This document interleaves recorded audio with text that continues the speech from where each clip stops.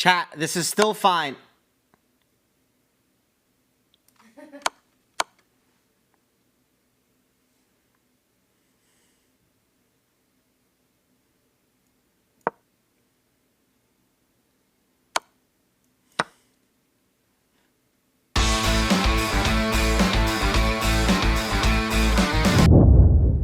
So we're waiting for Yassuo. He hasn't replied to my DM on Twitter. So, hello? Hello. Yo, how's it going? Give me 1 second. Let me set this up. Right, 1 second. It's Mella's dad is your username, right? Yes. Okay, all right. Let me just make sure. Second. Okay. I'm not trying to scare you or anything, but I just played a crazy game of chess where I just checkmated my opponent literally by playing with my food. Oh, well, that's good. Okay. I am Hans Niemann, tipped $3. Thanks for the games. Always fun. Okay, 1 second. Let me just copy this here. All right. So first question before we get started, is what is your background with chess? I guess that's the first way I would start it with. So I think in like middle school-ish, I was interested in the game. I never had any chess tournaments or clubs at school, so I never got into it, but I was interested. And then throughout high school, I discovered Agadmator's YouTube channel, and I realized that it is a great YouTube channel to use to fall asleep to. So I started watching his videos to go to sleep whenever I was tired at night. And just watching those got me more interested in chess because I enjoyed watching it, but it put me to sleep. But I never really played it. So now seeing all the Twitch streamers like XQC, Void Boy, Boxboxing You do stuff on Twitch, I was like, you know what? Why not? Let me start playing it. So now I'm finally trying to start playing. Okay. All right. So have you seen the Opera game or not? Let me start with that. The Opera game, because Agadmator probably has done a video on it. I'm assuming that he has, but maybe he hasn't. Oh, that's that crazy game. I think I watched that game a while ago. Yeah. Okay, well, I think I put it on my stream too. It was like a really, really crazy mate. Well, all of them are, but okay, all right. So, okay, well, I was gonna start with that game. So, have you? Let's see if you're okay. So, let me make sure everything's good. Okay, all right. So, first of all, what do you play with white? Do you push the pawn in front of the king or in front of the queen? This is the first question. I usually push the pawn in front of the queen, I believe, but now I've started pushing e5 because I'm trying to learn the Vienna game. Actually, let me get your cam. Sorry, my chat's asking for your cam. 1 second. Okay. Okay.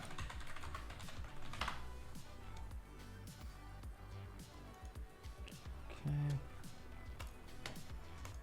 second. Sorry. Take your time. No problem. I got it. Okay, so just click accept. On Paul Morphine.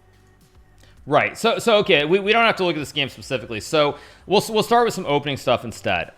So you said normally you push the pawn in front of the queen, right? Honestly, now that I see the king and the queen, I think I push the pawn in front of Okay, you push the pawn in front of the king. Okay, so all right, so this follows the theme of this game. So if you push the pawn to e4, normally black has many replies. You can push the pawn here, you can push the pawn here, push the pawn here, and push the pawn here. There's mainly the 4 main replies. So do you know the basic principle? What is the basic principle of what you want to do at the start of the game? You want to develop your pieces and push some of your develop pieces. Yeah. So basically, normally like a model. Whoops, 1 second. Yeah. So normally a model way to think about it is basically if black plays e5 here, what would a good next move be? Plays e5. I can move my bishop to c4, or I can get my g3 knight out because I want to pull out one of the pieces of the left or right side to then get ready to castle. Right. So most of the time it's much easier to get the king out of the center of the board going to the right. So you can actually make moves as well. By the way, I think you can make moves. Yeah, you can make moves as well on the board. So you actually have access as well. So right. So normally, yeah. So the move you said you would play here would be g3 or something like that. Actually, that's G1, by the way, but it doesn't matter. But this is G1. Yeah, because this rank, this is F3. Yeah, basically it's first, second, third, fourth, fifth, sixth, seventh, eighth. Yeah.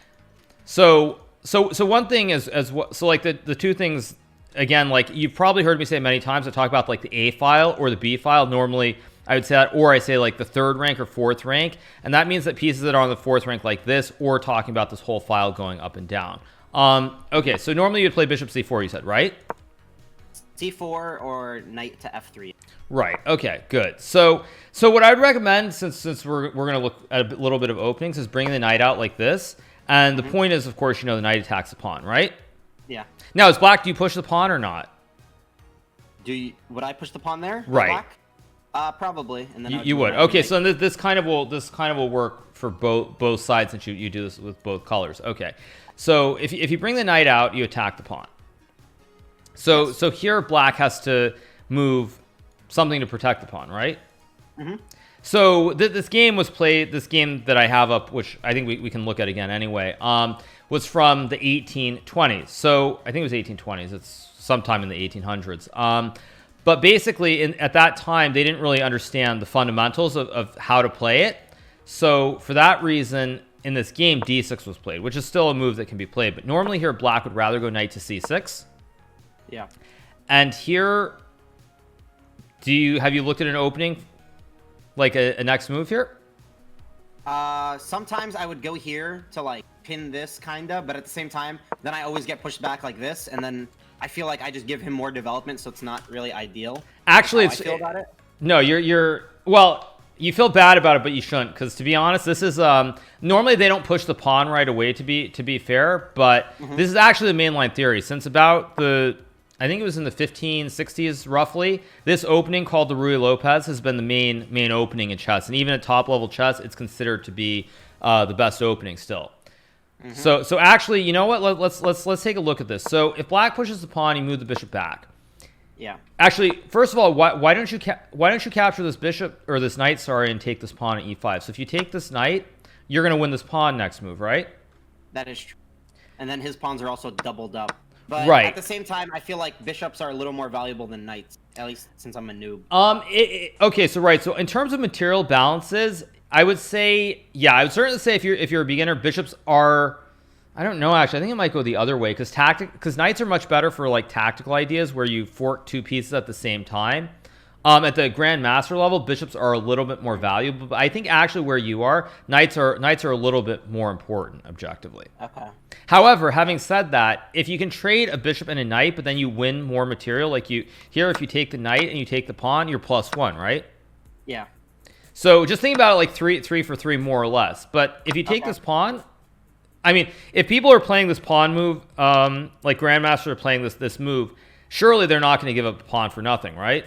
Or 1 second, let me change. So is there a good move for black here?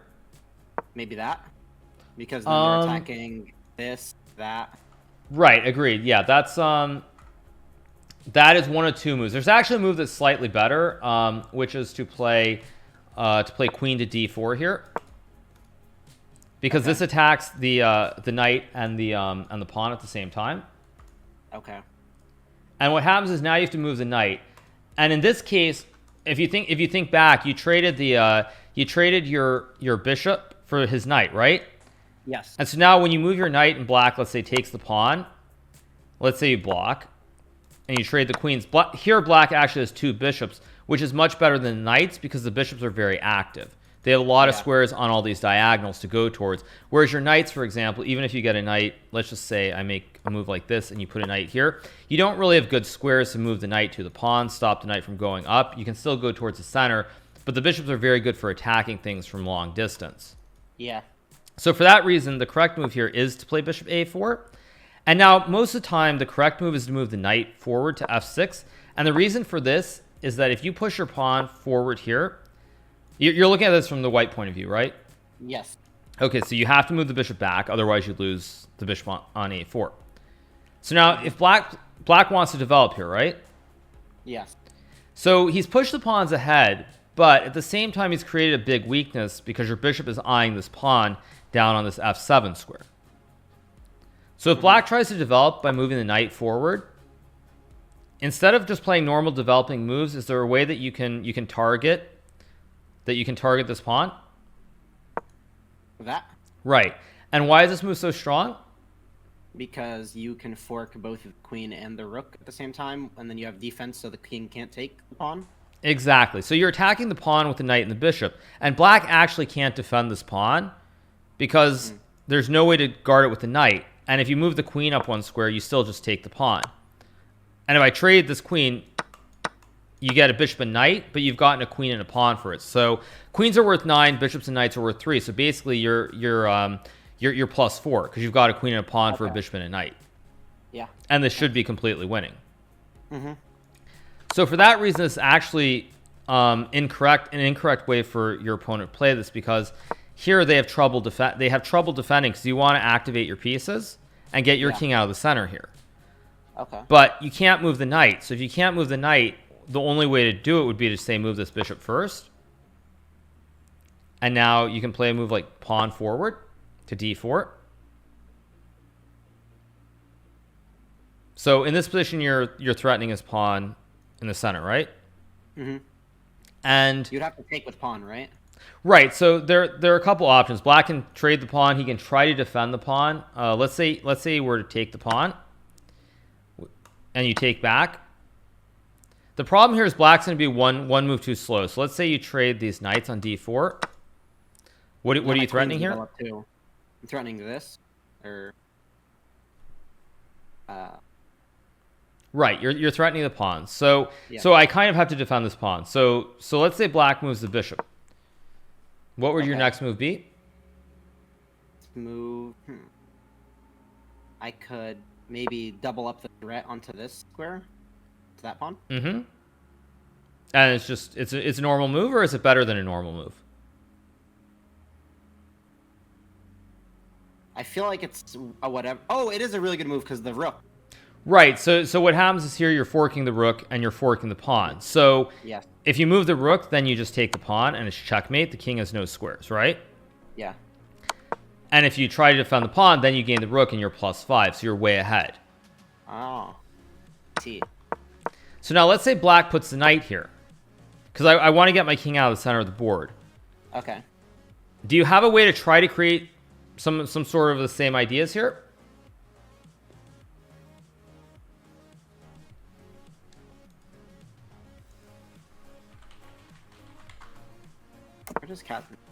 Right. No. You're right about that. But the point was, I was saying if you don't want to just play a normal move, think of it like all these moves that I'm giving you. I'm not giving you something where it's like you play normal moves. There's specifically some sort of idea that I'm trying to get you to see here. There could be. I see getting my other bishop in the game because it kind of just sucks right now sitting in base. Right. That's maybe here to like pin all 3 of these pieces together, and if not, then I was also thinking of some type of idea or something here to like, instead of moving my bishop there, moving it all the way. So if his pawn takes, then if he castles or something, then right. But the thing is, okay, so let's say you reach this. Okay, this would be a very bad move if you move the bishop, because the problem is that in this position you don't, even if you let's just say you move your queen and I castle and you take this pawn, you have one piece that's near the king. And the general rule is that if you have one piece that's near the king, it's not going to be enough to checkmate. Normally you need multiple pieces. So to give you an example here, if you could let me just make some nonsensical moves. If you get this knight all the way over here, this would be very strong because you're putting pressure on this pawn. And now let's say I move the rook back. What would your next move be here? Think about ways to attack. So you're aiming towards this pawn twice, but the rook guards it. You're aiming towards this pawn as well. You have 2 pieces, but it's guarded. Is there some way that you can maybe try to remove one of these pieces here? Right. So this is what we call removing the defender, because this knight cannot move. If I move the knight, for example, you capture, and again, it's checkmate. Yeah. And so what you do is this knight, it's dead. So it's the only piece that guards this weakness, and so if you can remove it, then you're going to win the game. So for that reason, like you see, if you can get the 2 pieces, it's very good, and you're going to checkmate him. But you need multiple pieces. With just like one queen or one rook near a king, you're not going to be able to actually attack the king effectively. Yeah. Okay. So for that, you're pretty much trying to teach me to use my pawns to like take out their pieces or reposition their pieces to favor myself more. Yeah. So I'm trying to show you how to like basic development at the start of the game right now. And actually, I'm giving, this is actually a tactic right here. So there's a tactic in this position instead of moving your bishop. Maybe just that. Right, so why is that a good move? Because now he has to move this piece. Right, and what happens when he moves it?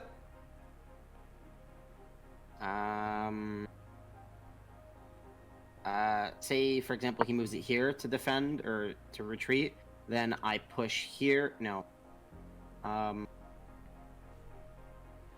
Then. I don't know. So think about what we just talked about like a couple minutes ago. Think about what we were just looking at before that. Well, pushing a pawn or hitting a king or getting my pieces out. Right, but before that, so Pulling... think about ways to attack. What are the weak points in the position for black here specifically? The weak points? Mm-hmm. Well, oh, maybe here, because then I hit this and I hit that. Right, and it's the exact same thing that that I mentioned before. So so this is actually very, very good for white, which is why if someone pushes their pawns out quickly, like putting the pawns here right away, it can be bad too, because your bishop, if you think about it here, your bishop is sort of eyeing on this diagonal, but the bishop is much better here because this is much weaker pawn than the pawn here, for example. Like, you're not really threatening anything. Even if I just say push a pawn, you can always trade, but there's no real weakness. Whereas if I push the bishop back here, this is actually a real weakness that black has to deal with. Yeah. So for that reason, normally they don't play it like this. Normally what they do is they move this knight out. And so now this is a little bit complicated, but you're supposed to castle here. Yeah. And then if he takes, I go here. Actually, I mean, this isn't what the top players would play, but this is what I wanted you to say. This is the right idea. It's because you remove the knight and then you take the pawn, right? Can't he add another defender to the pawn by like moving his queen hypothetically, or? Well, first of all, this knight's under attack. The pawn's actually not under attack, so his knight guards it. Oh, true. It's actually his knight that's under attack here. So in this position, if I move the queen, you just take the knight and you're very happy. That's just a free knight. Can't he reposition the knight over here to attack this? Okay, Then and now I'm gonna have think to move my piece. Do you know what discovered attacks are? Discovery attack. Oh, then I have this, put him in check, and then I have this. Since he has to defend, I get that. Or something like that, right? Not exactly, sorry. So I'll tell you what a discovered attack is. Sorry. Okay. Sorry. So okay, let me the correct move is not to take with the rook. So if you take the rook, he takes back with the knight. Yeah, okay. So what you're supposed to do is actually take with the knight. And the reason this is good is, okay, let's say I were to take your bishop here. Yeah. What's your next move? I can take this, put him in check, and then when he defends it, then I... Yeah, so this is what's called a discovered attack. And I'll give you another... Like, this is winning if you take the knight here. But there is another move as well that you can play. It's not as good, but just for the purpose of showing a discovered attack. Well, if you take, he takes back. Think about all the squares on the board. So you're moving the knight to put the king in check, right? Yeah. So is there another square you can also go to here?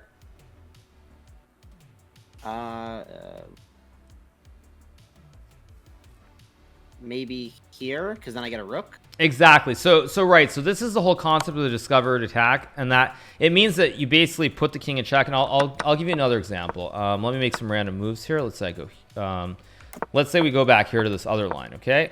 Let's say I play some random moves. You attack the pawn. Let's say I castle. I take, and black moves the queen here. Yes. So now same concept. I would go here to discover the check, and once he has to move his piece or guard it. Exactly. So that's what discoveries are. It's where you move a piece and you attack something else. Okay. Yeah. Like when my piece moves, pretty much a check comes out, so my piece cannot be taken. Because if I go here, he can't really take it after. Right. The king's in check, so you lose it. So that's what a discovered attack is. Where you move one piece to put the king in check, or let me see if I can think of a better example. No, I think that's good enough. But basically, it's where you move a piece and you put a king in check, and then you win something else. So right. So let's say I move the knight, you castle. Now here, I'll push the pawn. And now what's your next move? Well, I would have to retreat key. Right. And so now I will put the bishop here. Again, if I capture the pawn in the center, again, you move the rook here. Yeah. And you attack the knight and the pawn. If the knight goes back, What you want to do in this sort of position, well, what do you think your next move should be? My next move? Yeah. I would probably take the pawn, because if he takes... Yes, exactly. And so now I'm going to move the bishop.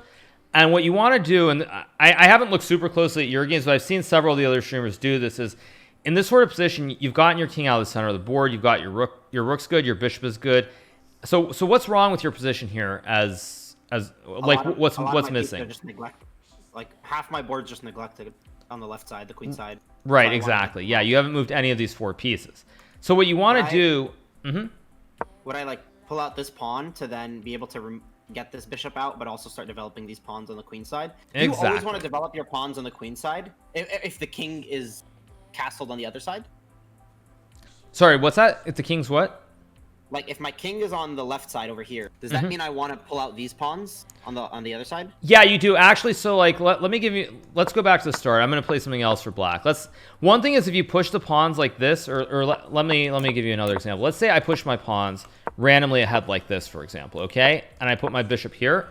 You really don't want to put your king on this side, because what happens is, let's just say rook e1 if you castle.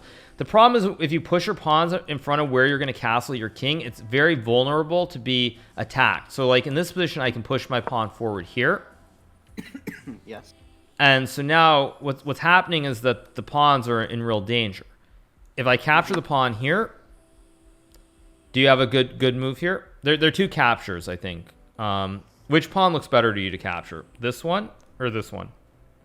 I would probably capture the bottom one, because then my queen can get out. Queen's at a bad diagonal. Okay, right. That's quite reasonable. Now, can you if you capture the other one though? Can you maybe get both? Oh, because then his rook is pressured, so he has to move his rooks. And if he does, then that. Right. And now you've gotten two for free. Whereas if you capture the other way, what happens is it's still very good. But if you capture this way, possibly I can push my pawn and I still guard it. Okay. So specifically, when you put the pawns, if you push, like for example, one really bad thing to do here, and actually, I'm not making fun, but I've seen someone else do this in a lot of their games where they push, they've gone something like this and they've pushed a pawn like g4. This is really, it's just really bad, because with your king here, it's very open. They again can start to attack you. Yeah. So for that reason, you really don't want to push the pawns in front of your king. If you leave your pawns like this, for example, it's very safe, because this one behind always guards the one up on this h3 square. Yeah, something I don't like doing is leaving my king pawns like this, because a lot of the time I always get mated when he like drops, for example, like say this rook goes all the way down to... Yeah, if you get a rook anywhere on one of these squares, right, and your king gets stuck because it can't come up, right. Yeah. You know what that's called, right? No. That's called a back rank checkmate. Okay. So, right, you want to do that. So getting back to what I mentioned, so this, and let's just say this. For example, here, black never wants to say push the pawn. Let's just say we play something like this. You just develop normally. Black never wants to castle the king here, because again, it's very easy to attack now. You can push the pawn and start to attack all these pawns on the queen side. So for that reason, black's idea when he does these moves, he wants to gain the space, but it's never with the intention of pushing the king over to this side of the board, because you never want your pawns in front of your king really being advanced. Like in general, something like this position, this pawn structure where you get this with your king here is absolutely ideal. This is exactly what you want. But pushing the other pawns in front generally is not recommended. Is it better to push the pawn on the right side rather than the pawn in the middle? Yes. Oh, yeah. Actually, very good question. So this would generally be a very bad move.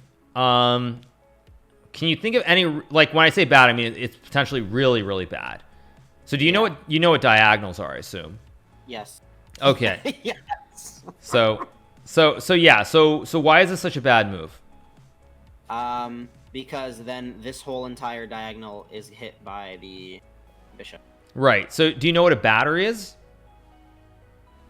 I don't mean like the English term. I mean like in a chess term. Sorry. No, I don't. Okay. So right. So here, what can happen is black can push the knight to the edge, and I'm Yeah. attacking your bishop. Uh-huh. But what else am I attacking here? And this is actually a discovery. It just doesn't win anything by force. Attacking the pawn with this as well. Right, you're attacking this pawn 2 times. So it's actually under attack.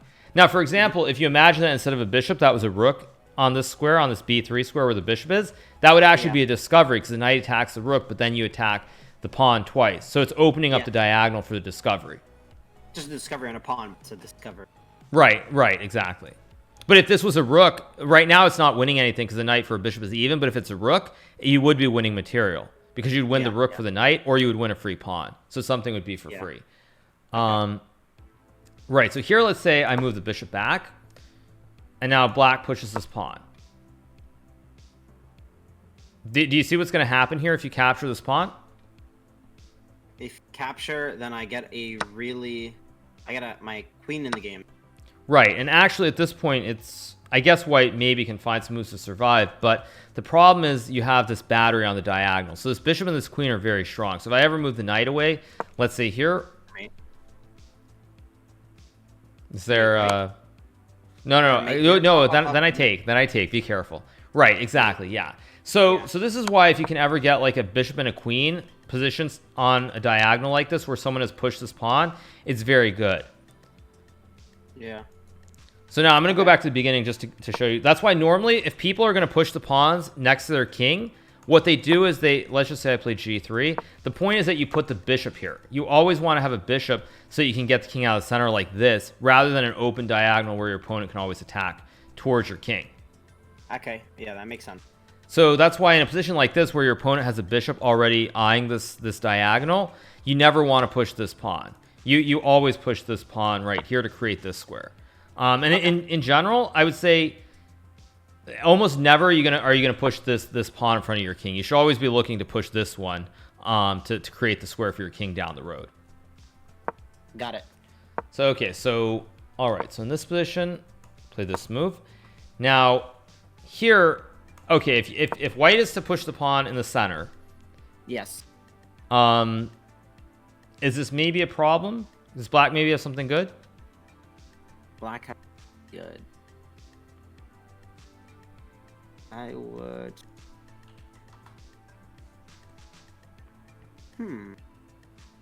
I guess actually you're looking at it from the white, so it might be hard to. Okay, so let me just go ahead 2 moves. So let's say I take the pawn. What would your next move be as white?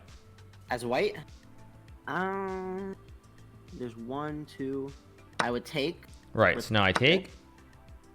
Take with queen. Right. And does black have a good move here? Black. I feel like almost.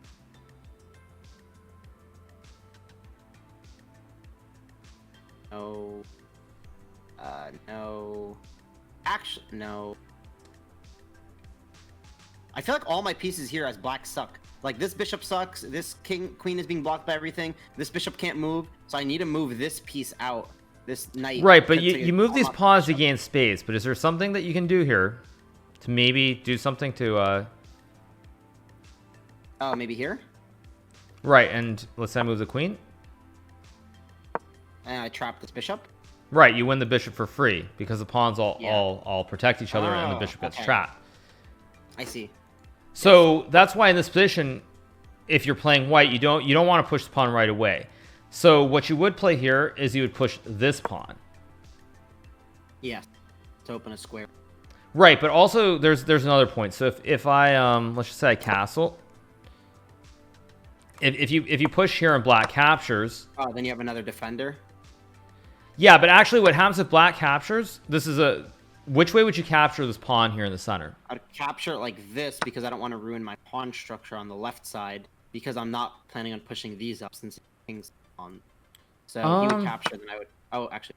Right. So actually, yeah. The way you would normally capture, though, and this is a general chess rule when pawns are traded, is you want to capture towards the center of the board, not towards the edge of the board.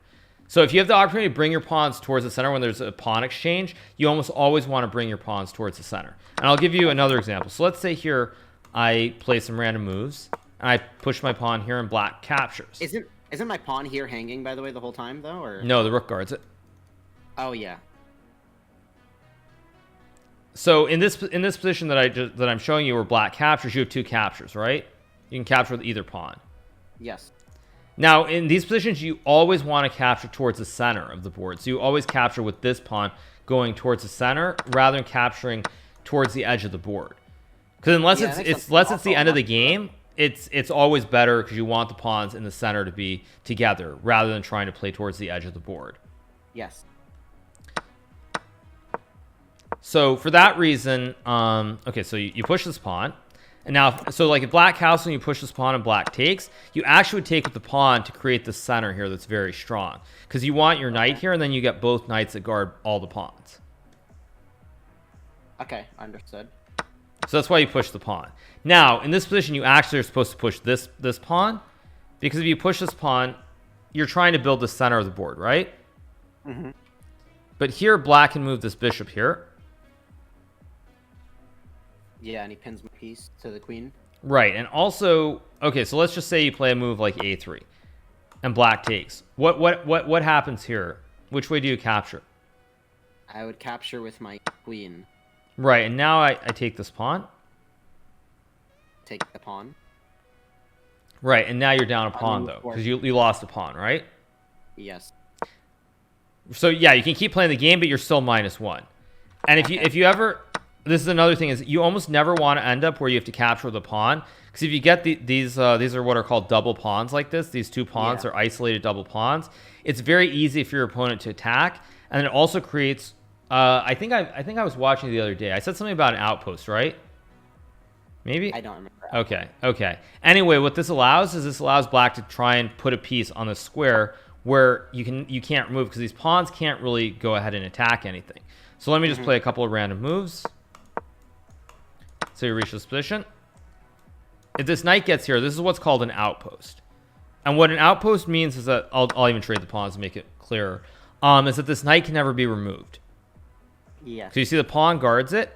And in many ways, what you want is if someone's trying to bring their pieces towards where your king is, or just towards your side of the board, you want to be able to have the opportunity to push it back with the pawns. Yeah. But because you have these pawns, they're just dead. They literally can't move. I have a question. Mm-hmm. What is that pawn glitch thing? It's like a thing where you capture a pawn, but it goes behind the pawn. It's not an actual capture. I don't know how to explain it. Do you mean en passant? Yes. Okay, so all right, so en passant, yeah, the infamous en passant. Right, so the way en passant works is I'll give you. Okay, so let me just play this move. So the way it works is if black gets a pawn to this 4th rank. Okay, so any pawn on one of these squares, and white moves one of these pawns 2 squares ahead. So like if I push this pawn 2 squares ahead, the next move is you can capture. Just on the 4th rank? Yeah, well, or for white. So if black gets a pawn here and white's pawn goes 2 squares forward next to it, then it works. Then you can capture. If I push this one, you can capture again. So it only works on the 4th rank for either white or black. Correct. So for example, let's see what. Okay, so let me just play some moves. So for example, if white gets a pawn to the 5th rank and now black pushes, then you can capture. Okay. Why is that a thing? It's just a rule. I guess it's a French rule that they came up with a few hundred years ago. I actually don't know the history of it. Okay. Yeah, it's kind of a random rule, but and also the other thing is it only applies if the opponent pushes the pawn 2 squares forward. Okay. So for example, if the pawn is here and you move a pawn and black goes here, you can't capture. Oh, so it's only if they jump up 2 at the same time. It can't be one. Right, exactly. Okay, got it. So it's the only special rule in chess that applies. Okay. So where were we at before that? Sorry. So thought of it. No, it's fine. It's fine. I mean, this is a little bit more than bait. This is a little bit advanced. So okay. So if black castles, remember, you don't ever want to end up with a position like this. Even something like this, you don't ever want to end up with your king open with pawns on these 3 squares. Yeah. You never want this. It's always bad. Mm-hmm. So for that reason, if you don't want to push right away. You push this pawn because you still always have time to push this pawn in the center, right? Yeah. And you stop black from developing the bishop. Because black really, in general, in these positions where the pawns are symmetrical like this, either side wants to get the bishop on one of these squares where you can pin the bishop, the knight, and the queen. So by doing this, you stop the bishop from coming to this side of the board. So now, yes. Yeah, no, that's all. Okay, I mean, I'm trying to explain, like, basically where you want to put the pieces when you're in these symmetrical positions. Because actually, most people, when they start playing, they learn to play e4, e5 with both colors. So it's very... Is that a good default, e4, e5? Oh, yeah. It's the reason that it's probably the simplest to play is because the positions tend to be symmetrical, so it's easier to find the basic ideas. Whereas when you play something... like I've played a lot of games on the internet where I play this and I play like this. Something like this is completely fine, but the problem is it gives up the big center. So white gets a very big center with all these pawns. Usually you can put a pawn here or you can put a pawn here. And what that leads to is it leads to imbalances. So when the positions are imbalanced, you have to know where to push the pawns and like which pawn structures are good. So for example, let's say we reach some position like this. If black pushes the pawn here, you have to know, like, are the pawns good here for white versus these pawns? So things like this, it's very advanced and very difficult to understand if you're beginning to play chess, because you literally have to understand what you're doing with your pawns in the center of the board and which pawn placements make the most sense, or else you're going to end up just losing games. Yeah. And that's stuff it's very advanced. It's quite hard to understand unless you played a lot of chess. So for that reason, generally speaking, it's best to play stuff that's symmetrical where you develop your pieces pretty straightforward. Okay. So now, Nothing. I was just. Yeah, what were you gonna say? No, that's fine. Something I've been starting is this e4 thingy, or what is it? E4. After that here, after something here. That's something here. Okay, so this is actually a really bad second move by black. Wait, what were the moves? I was just chucking out random moves for black. I'm white in this. Right, so if black plays here, this is actually a really bad move. And I've seen, well, since my chat, I'll just say this for my chat. I've seen a certain PVC play this a lot, and you just never want to put this bishop here, because what happens when you put the bishop here? It's stuck. Well, I mean, it's a developing move, but yeah, there's nothing it can do because the pawn blocks it. But there's another thing that it prevents here. It also prevents your pawns from moving up in the middle. Right, and in this position, actually, this is going to be instructive too. So, let's say I push my pawn here. Okay, you castle, I go here. How do you develop this bishop? You would have to go here. Right, and this is still okay, but you'll realize that even once you get the bishop here, it's not really targeting anything because there are a bunch of pawns in its way. All these pawns sort of guard each other, so the bishop isn't really doing a whole lot. And in order to attack these pawns here in the center for black, you really need this pawn here. So you'd actually have to waste a move and bring the bishop back. So for example, something like this, and then you would play this move to try and open up this diagonal for the bishop. But you would have to waste a bunch of time. So you almost never want to put a bishop here in the center. For example, let's just say you play this move and your opponent plays this. So, now it's very good. Yeah. Because if you get the bishop here, you can still castle, but now your bishop has every square on this diagonal. So if you push a pawn forward and then get the bishop behind it like this, it's very, very good. But you never want to put a bishop in front of a center pawn unless you've moved that central pawn already. So this is better. Yes, this is actually probably the best move in the position, in fact. Because what happens is now you'll notice black moved the pawn, so there are all these squares that are very weak around the king. And, okay, so let's say I'm going to play black a couple moves. I just want to see what your next few moves are. Let's say I develop the knight. I castle. And now, I guess, let me push this. I would get... I could move my pawn up to d3 or d4. I don't know what would be better. I would probably do d3 because I feel like that's a nicer line than pushing up to d4 and then trading. Would I even trade since he's doubled up here? This is exactly how you want to play. Yeah, this is exactly how you want to play. Is you want to open up the center, and yeah, you would take this pawn. And you'll notice that when black takes, it's gonna. The problem with me putting this pawn out early is that I can never actually castle now. Like, even if I get the knight and bishop developed, your bishop stops me from ever getting my king out of the center of the board here.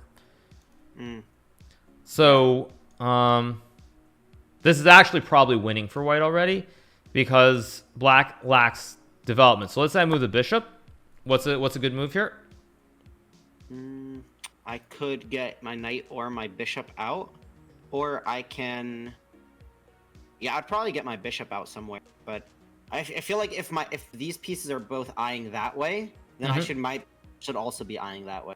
So if I put my bishop here, then it's eyeing this way, and that doesn't seem that good. Right, but is there another move with a similar theme here, possibly? As earlier.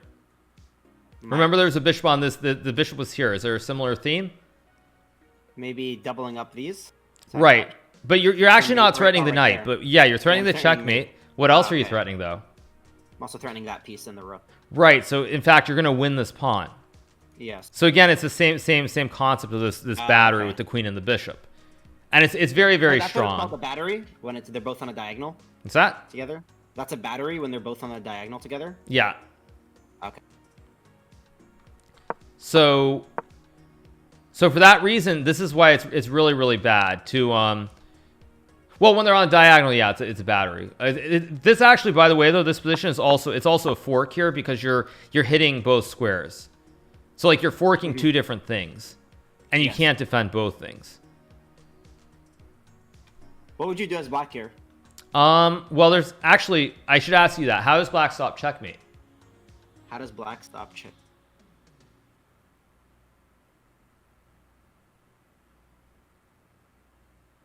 Maybe here?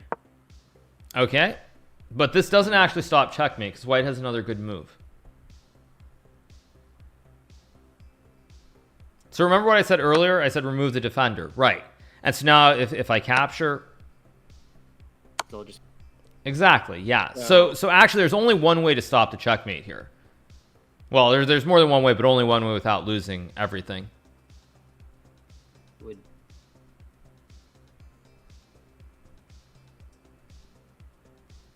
Maybe queen moves here, so if queen moves, I trade. Right, and if I take back, yeah, if we trade everything, you just take back. And black is up one bishop here. So black's +3. Okay, yeah. So for that reason, it's the only way that prevents it. But after the queen moves, now white takes the pawn. And again, you're going to lose a lot of material here. Because the only way to save the rook is to move the rook to one of these two squares. And then you can capture, like let's just say rook here. You can capture this one, or you can capture this one. Either one. Actually, I guess you should capture this one. Because actually, let's say you capture this. See if you see the tactic. Okay, yeah, that's a free pawn. Does black maybe have a better move? Is there maybe a way to try and win some sort of material here?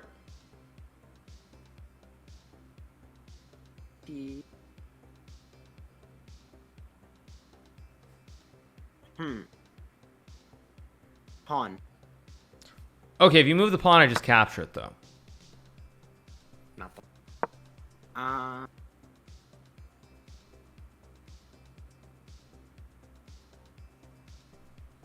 There must be something. There must be. Oh! No. Wait, oh! Wait, here. Okay, but I just capture? Then I take queen. Oh! You're in check. Yeah, but now I can actually I can just like win all the material here. I make a check and then I collect the rook. So you're gonna lose a lot of material. Okay. Right, you move the king and then I just capture the rook. Okay, but there is something else. Okay, no, there's this. I want to see if you can find it. Okay, so here.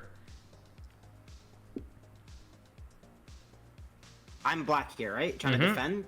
You're trying to win the game. Well, you're trying to be much better here. I would maybe look for...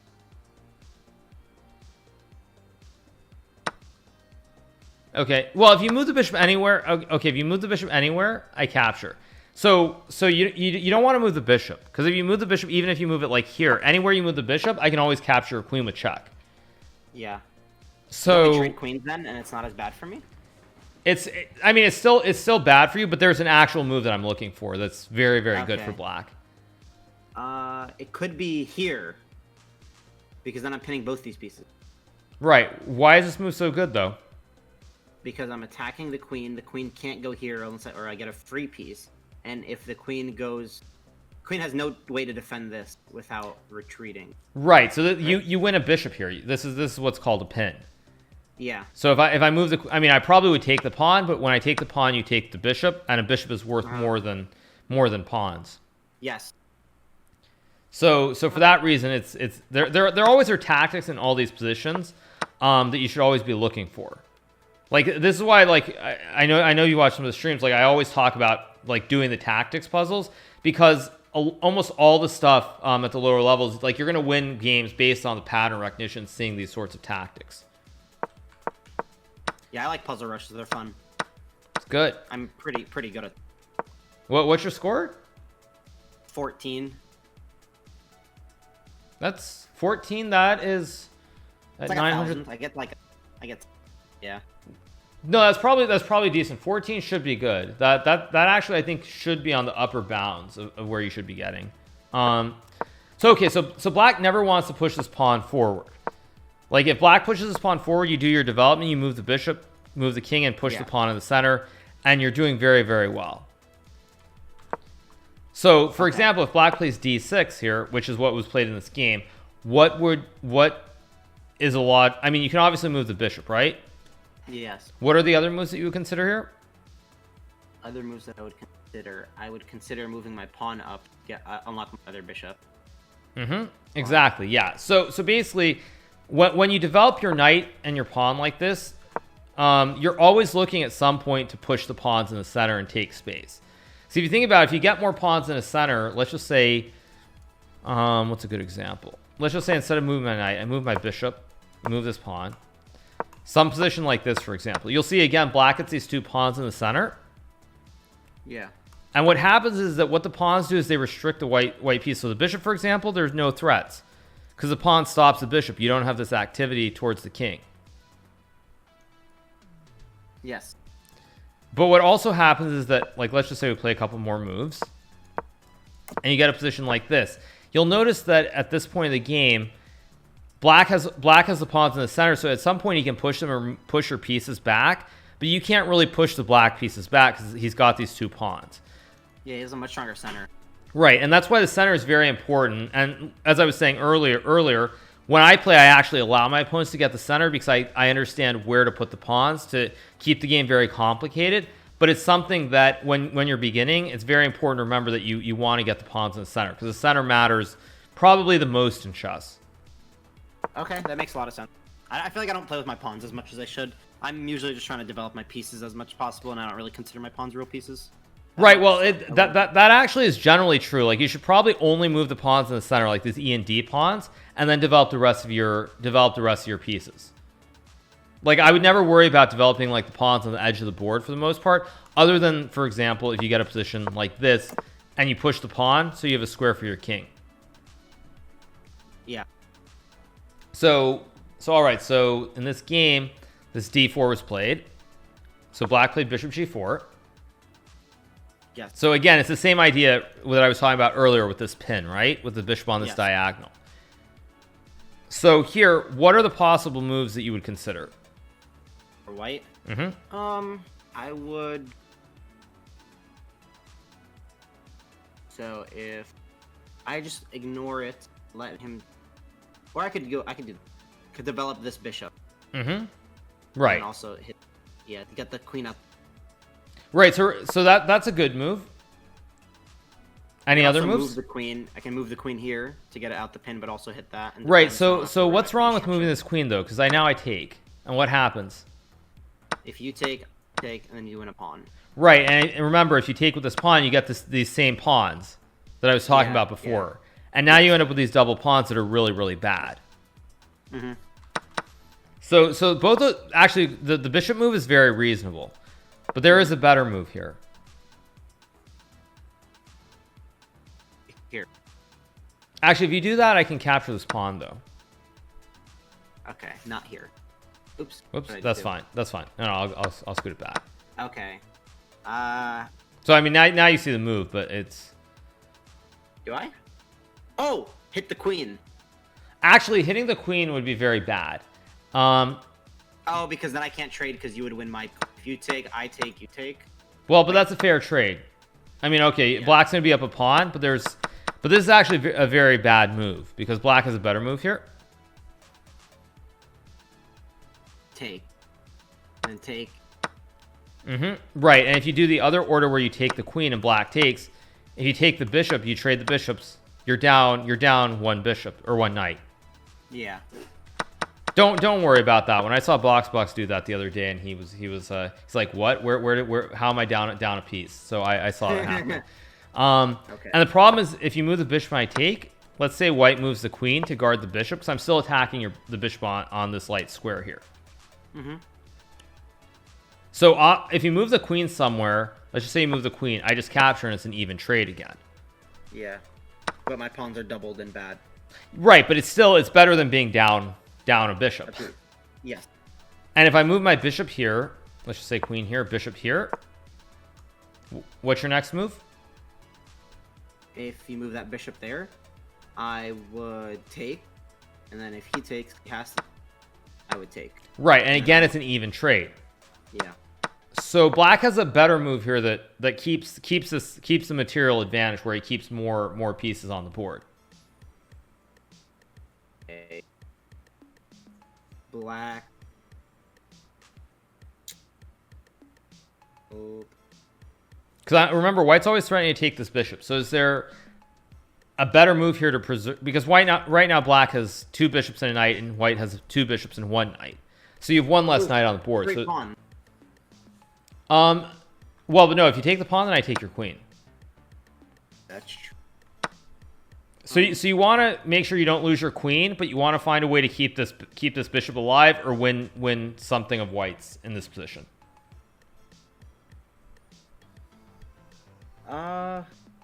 Maybe you attack. Wait, let me see. If I attack, my piece gets taken. I take. That would be fine. Queen is also still alive. Then my pawns are doubled up, so it's not ideal. Right, but you still have an extra. You have an extra bishop though.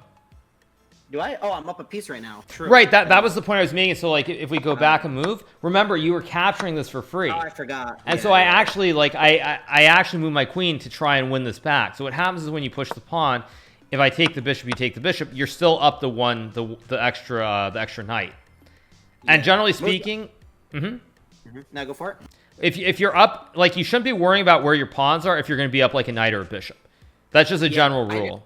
I just didn't. Honestly, I forgot that the knight was taken there. Like that, I forgot that was taken because wouldn't normally you just always take, even if you go down a pawn, it's much better than losing a piece. Right. Exactly. Right. But again, if white, whoops, sorry, my bad, sorry. But always, if this happens, which it probably would happen, like, it's always important to remember that when someone puts a bishop out, if it's only guarded by like a knight, you should always be aware of the possibility where you can remove the knight and then the bishop is for free. Because this trade, white ends up losing 1 more piece than black. Yes. Okay. So that's why in this position, this bishop e2 move is actually a very good move. But the correct move here is to take the pawn. Oh, here. Oh. Pawn mid? Yeah. Oh, okay. Yeah, actually, all the moves you suggested are pretty much fine. Even this move is completely fine as well. Because if black takes, what would your next move be? I would queen, and then I would hit this hard. Right, so black doesn't actually win the pawn. Yeah. Right, this is what happens kind of in the game, actually, in the same kind of way. So you take the pawn. Now, if black were to take... Trading queens is always good because then he can't castle when he trades, right? Definitely, yeah. Where you're at the 100%, that's accurate. Yeah. Oh, how about this? Because then he can threaten this piece, and then also the queen can always be traded, and he wins pawn. Right, but what happens if you take the pawn? Like this? Well, this is a big blunder. Oh, yeah. Well, no, actually, I go queen takes. Wait, you go. If you take, I just go. Thank you. Yeah. Oh, and then yeah. Okay. So here. Remember the queen is pinned, so you should trade the queens, and then your next move, remember the queen's not pinned anymore, right? You got rid of the queens. So I can take the pawn. Right, now you're just +1. Yeah. So for that reason, in this position, black, when you take, black has to actually take the knight to to keep the material balanced. Because otherwise, if I develop a knight, you just take, and you already captured one. So even though you're going to lose this pawn, you've captured 2 pawns, so you're still +1. Yeah. Okay. Makes a lot of sense. And if black take, well, I'll keep going. If black were to play this way and take, then I would maybe move my pawn up. you could, but sorry about that. You could, but what is the remember back to the basics? Ooh, pin this to this. Yes, right, and that's actually a very good move. But besides pinning it, what else does it do? It also I don't know, honestly. Well, you can castle. This is the main thing. It's like you always want to make sure that you can castle, and then you worry about developing all the rest of these pieces, for example. But you always want to try to get your pieces next to your king out so you can castle your king. Okay. So that's like the basics that I would. That's the first basic. It's like instead of worrying about like pushing pawns and looking for wins on like move 5, make sure you develop the pieces and get your king out of the center first and foremost. Like if you're forced into a position like this where you have to capture pawns, it's very good, but you don't really want to be using your pawns too much at the very start of the game, except in the center to create space. Okay. What if when people play those type of pawns where they get like a setup like Go ahead. Yeah, sure. I'll go back to start. Sure, go ahead. They kind of more so get a setup like, say you just start developing normally. They go like this, and then you develop, and they get like this, and then you go like this, and they get this. And then they just have like nasty pawns in the middle where like my knights feel very useless. Is this where my bishops come into play? Or my knights feel useless? Well, this is actually already completely fine for white because of the way that black played. So what you should play if your opponent plays like this is you actually should not put the...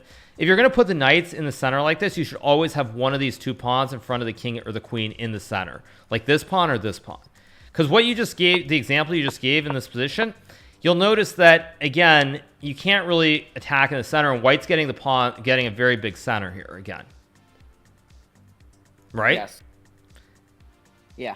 So you can't really attack the center, and now this turns into what's like more a maneuvering game where you basically have to develop your bishop, get your king out of the center, and then eventually play for ideas sort of like... I'll give you an example. The way black probably should play against this is push the pawn, move the bishop, say white develops...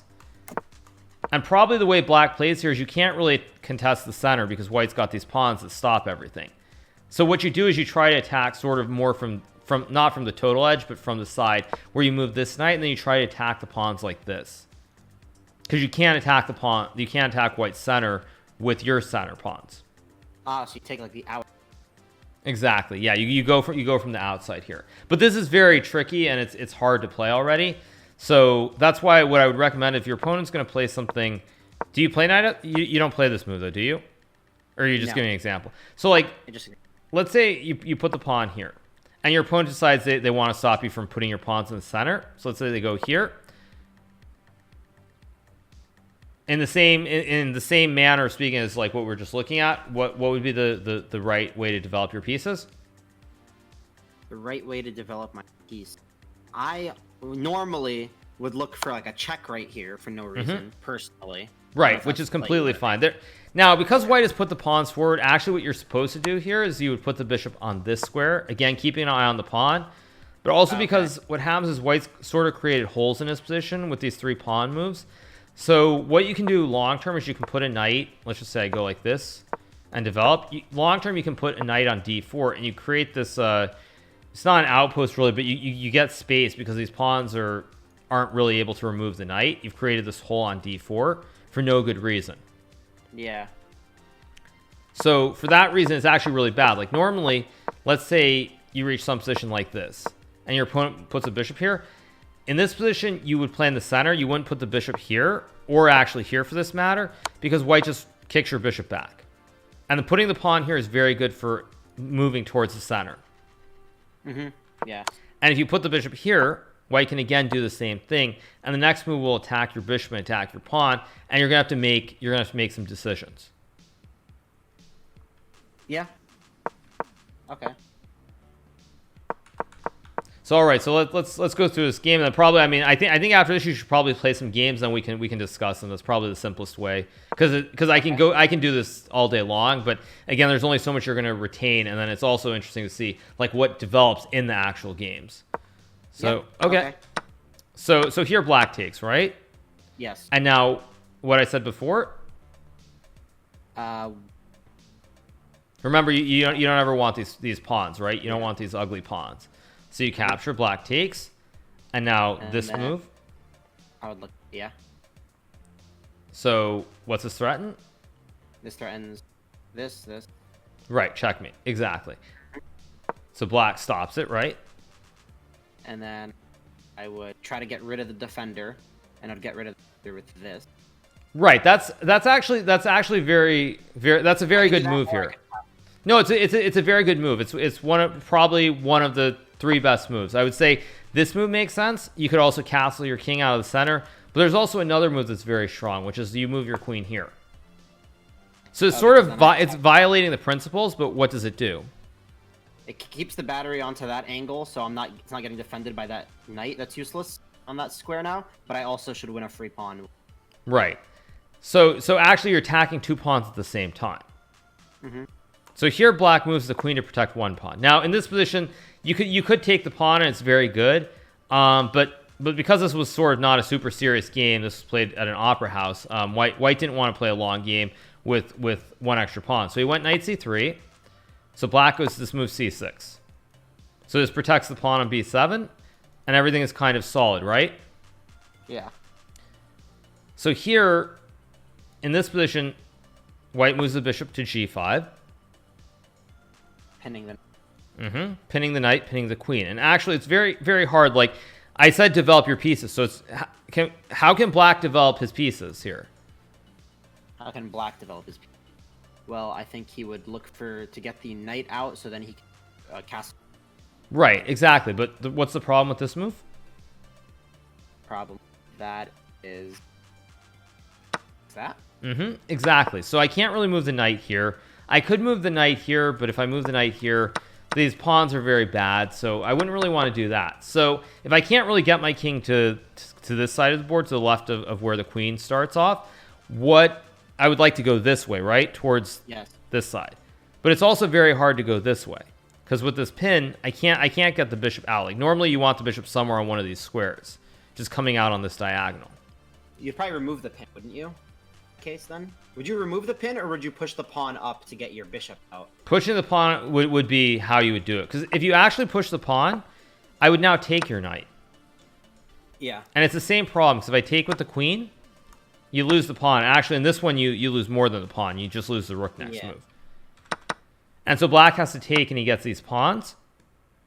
And now a good way to play against this, as I said before, is you want to take advantage of the square, because the pawns are really stuck. So a good way to play here would be to move the knight. If black moves the bishop to develop, you go knight to g3. And now if black castles, what's your next move? Attack the queen. Right. And so I have to move the queen. Let's say I move the queen. And now I want to see if you can find the next move. You can always castle your king out of the center. But is there a better move than castling your king here?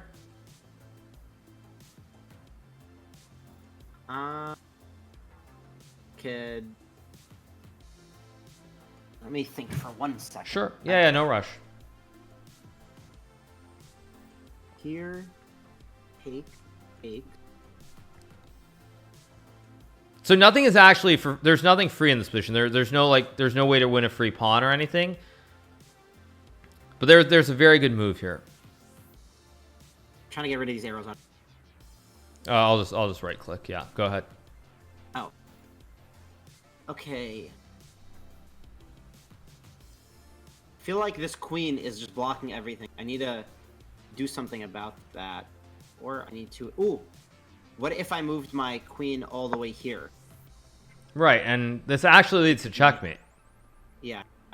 Because this is what I was saying. Like, when you get this knight here, these pawns are so bad. Like, there's nothing that can ever remove this knight. It's so strong. And here it's actually losing for black because you get checkmate. Like, if the king moves, you just take the bishop. And it's just checkmate period. There's nothing black can do to protect this bishop here, so it's just game over. Oh, okay. Was this how the actual game was played? No, because, I mean, the guy actually played something probably worse objectively. He played this move. And so here, white sacks a knight. Yeah. And white captures. Now, this is another thing where, like, for example, you sacrifice a knight, right, for 2 pawns. You got this pawn here and this pawn here, but you gave up a knight. So you've given up 3, but you gave up the knight, which is worth 3, and you've gotten 2 pawns in return, which is worth 2. So you're -1. But at the same time here, when you look at all your pieces, your bishops are developed. There are a lot of ideas with pins. Your queen is active, and your king can actually go both ways here. Yeah. So here black plays knight d7. And now this is actually also very important. So, like, what I said earlier is most of the time you should look to move your king this way. But in this case, it makes more sense to go this way because you're targeting the knight. Right? Because if I move here, then my rook hits that and that. Right, and also I have a third problem, which is your other bishop is also pinning this knight and this queen. Yeah. So let's say black were to decide, you know what, my king is in the center. I'm going to get it out of the way, and I go here. Can you find the checkmate?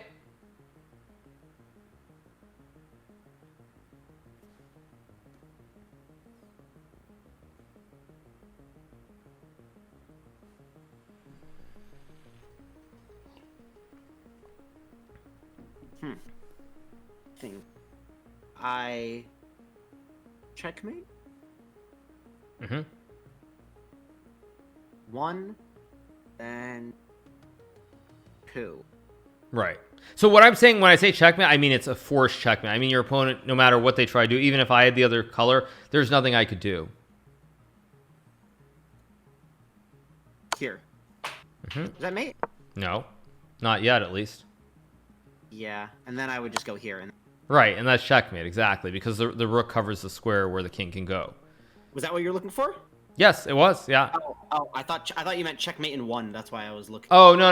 I thought I said mate in 2. But yes, that's exactly what I was looking for. That was perfect. So, like, black can't castle, so the only move to try and hold everything is this. But you'll notice that black's pieces are completely stuck here. Yeah. So now what happens in the game again is white plays this rook takes knight. And the point being that, again, black has all these extra pieces, but they can't come into the game. So even though the material balance is in his favor, he's actually losing the game. Because here, what happens if I capture with the knight? Then I can bring this piece in, and then that piece. Or I could just take with the queen. I could take. Right? Yeah. You actually just take the queen. And if I take with the queen, the next move. I could just take that with. Exactly. So therefore, the only way to not lose the queen would be to capture. Yeah. And now this is where there's a really good move. So if you think about the king is stuck. Yeah, the king is completely stuck, but the queen is stuck too. Right. So rook d1 is a good move, and the reason that this is actually really, really good is because I can't really move any pieces here. I can't move the knight because you win the queen. I can't move the rook because the rook is pinned. I can't move the bishop or the rook here. So that's why queen e6 was played here. And now the next move is? The next move is in this. I feel like, okay, so this bishop is no longer as useful since there's no type of pin. So maybe capturing would be good just to get rid of the defender of the rook. Right. But at the same time, then I feel like my queen maybe. So I take. Let me just map this out. Take, then take. Right. Take. Yeah. So I'd be up. You would be up a bunch and you're winning. And actually, this is very good. This is actually this is a very good point. Just removing the defender, and it's very good. It's actually probably it's the simplest way to do it. There's actually a flashier way here, which leads to checkmate for white. So the correct move here, or not correct move, but the way to win the game really on the spot is to take here with check. Yeah. And now in this position, of course, if black captures with the queen, what's your next move? I put him in check. Yeah, you could do... Well, if you put him in check and then I move the king. And I take... Right, perfect. Absolutely perfect. Yeah, so you take the queen. So that's why I'm not going to let that happen. I'm going to take with the knight. Okay. That gets taken. Right, well, I mean, if you trade the queens here, you're just down one knight. And without a queen on the board... Actually, that's the other thing I was going to say is if you reach games where you're down a knight or a bishop or more than that, you try to keep queens on the board as much as you can, because without the queens or rooks, your chances of surviving are very low. Yeah. So there's a move here that leads to a forced checkmate. In 1, 2, 3? In two. Two, actually.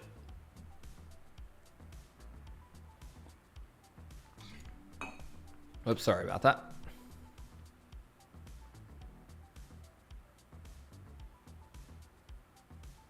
Okay, so from what I see, this whole entire thing is gone. So the king literally cannot move. So if I pin this king to that square, he insta loses. This queen cannot hit that square either because the knight is blocked. But Correct. The knight is hitting this. So that square is a null square. I don't want to go there. So I want to avoid that. So I can go here to avoid my queen getting taken. And his defender would most likely be, I'm guessing, pawn up than that. Right, and actually, if this happened, you'd probably be losing here, because because the thing is, I have one extra thing. I've got an extra knight here. So the idea is good, though. The idea is good. Like you understand, like you can see the king is stuck, and you see where the weaknesses are. Now the thing is here, the correct move is you move the queen here. Okay. So it looks like a bad move, right? Or not? I see. So takes mate. Right, exactly. So the bishop guards the rook, and the king can't go anywhere. See. Right. So it's a very very beautiful checkmate. And the thing again is, you see the material. Black is, what's he have? He's got a queen, he's got a rook, he's got a knight. So he's plus 18 essentially in terms of material count, but the king is checkmated. Yeah. So the point to this game more or less is that what you see is that the balance of the material is important, but if you end up in a game like this where you have these pieces, this bishop and this rook especially, that aren't coming into the game, these pieces are completely worthless. Which is why it's so important at the start. You want to develop your pieces and get your king out of the center as quickly as possible. Yeah, okay. Got it. Okay. Understood. So do you want to play a couple of games then against me, or even do you want to play me, or you want to play people your own rating? I'm down to play you first. Okay, sure. All right. Okay, let me just... I don't want to stomp some noobs just yet. Okay, all right. Whoops, sorry. 1 second. All right. What control do you want to play? I'll take white. No, I said how much time? 10 minutes? Oh, 5. 5? Okay. I like 5-minute games more. I feel like 10 minutes is so long. Like, I don't think it's anything wrong, but I feel like when I stream at least a 10-minute game, it feels, I don't know, I feel like I don't want my viewers waiting. No, that makes a lot of sense. Yeah, it does. Okay, so I will play... I'll play this since this is more or less what we're looking at.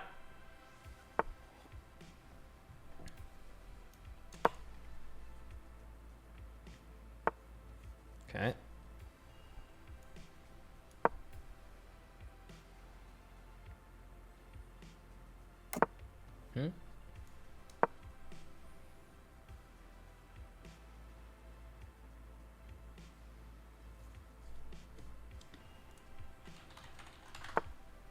Good. Okay, now I'll play this.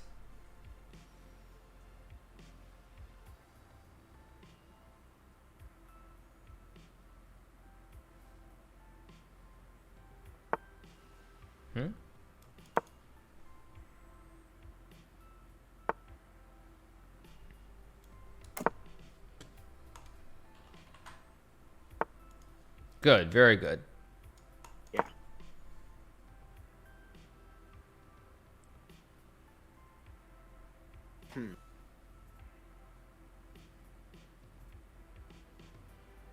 So remember, you want to develop. So it's going to be hard to bring this rook in from the side of the board, but you can still bring your bishop into the game pretty easily. So in this position, it makes a lot of sense to bring the bishop in. Okay. Yeah. The bishop was blocked earlier because of your bishop, but now it is. Okay. Do I get RP if I win this one?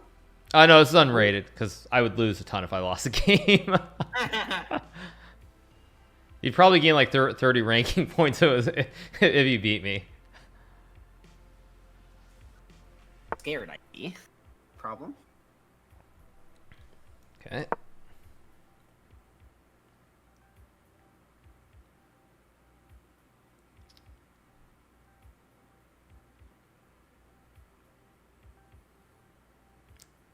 So you already violated one of the principles that I mentioned earlier, which you brought your Darksword Bishop out to somewhere where it doesn't actually create any threats.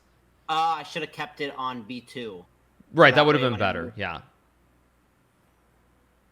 You'll see why, though. You'll see. There's a reason. Honestly, like at this point, all the pieces are in the middle, and everything just looks hard. So what I would normally do, honestly, is I would push G4 to kick your knight away. But I know that's just a bad move. Like, I just know it is, so I don't want to. You'll see what if you do that. You'll see the same thing. One of the themes that we just saw a couple of times. Well, I'll do what I think. Trade. Okay. I feel like.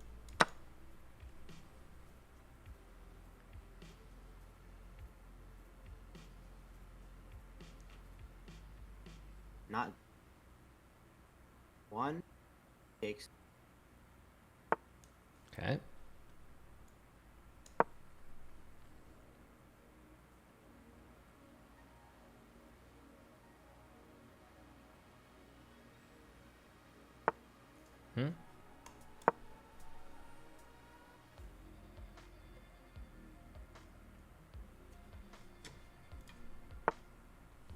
Okay, and now I capture.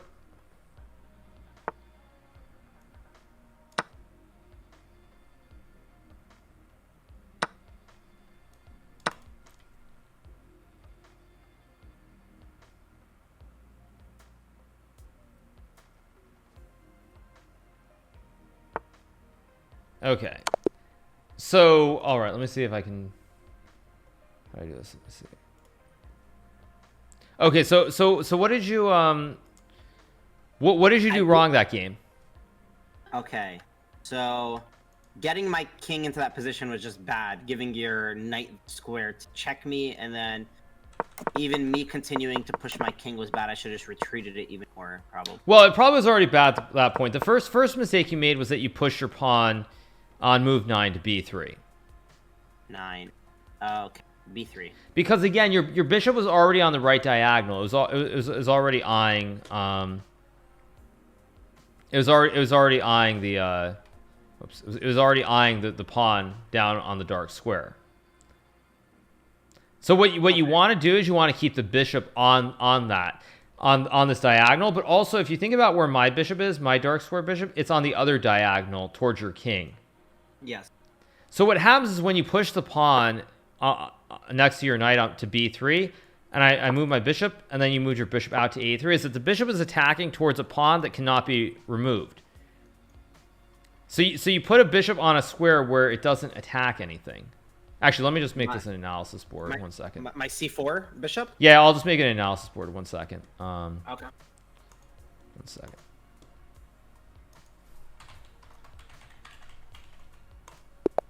Okay. All right. So, okay. So you see the board? Yeah. Okay. I'll just put in the moves manually. Right. So, right. So everything you did at the start was completely fine. All of this was pretty reasonable. And right. So the point that I was going to make is when you played b3, what happens is that you end up in a position where the bishop, my bishop on this diagonal is very dangerous. Yeah. Because it's towards your king. And what happened is that once you moved your bishop to a3, it's aiming at a pawn that's protected by a pawn. So it's actually not attacking anything here. Okay, that makes sense. So you take your bishop and you put it on this diagonal where there's really no sort of attacking chances, whereas my bishop is aiming right at your king. So should I have kept it on c1? Yeah, you actually should not have played b3. What you should have done is you should have put the bishop to e3 and offered the trade of the bishops so that you could then push in the center. So let's just say I play... Well, actually, there are a couple things. So let's just say I move my rook here. and white captures. Which way should black capture this bishop? You should capture this way to get your rook. Right, so first of all, it activates the rook, but as I said before, you always want to capture it towards the center with pawns. Yeah. So yes, that's correct. So that's the first thing. Now let's just say, if we continue the line here, in the same sort of theme, you can't really attack this weak point because the pawns prevent it. But yeah, I said something earlier about the center. So now I can push since you lost your bishop. Right, and what this does is, let me just give you an example. Let's say we trade everything here, and I try to develop my bishop because I want to bring my rook somewhere in the center later. What happens is now you can actually get sort of a big center with the pawns in e4 and f4 and try to push your pawn to remove the knight. And these same sort of threats with this queen coming up where it attacks towards both diagonals is very, very dangerous. Okay.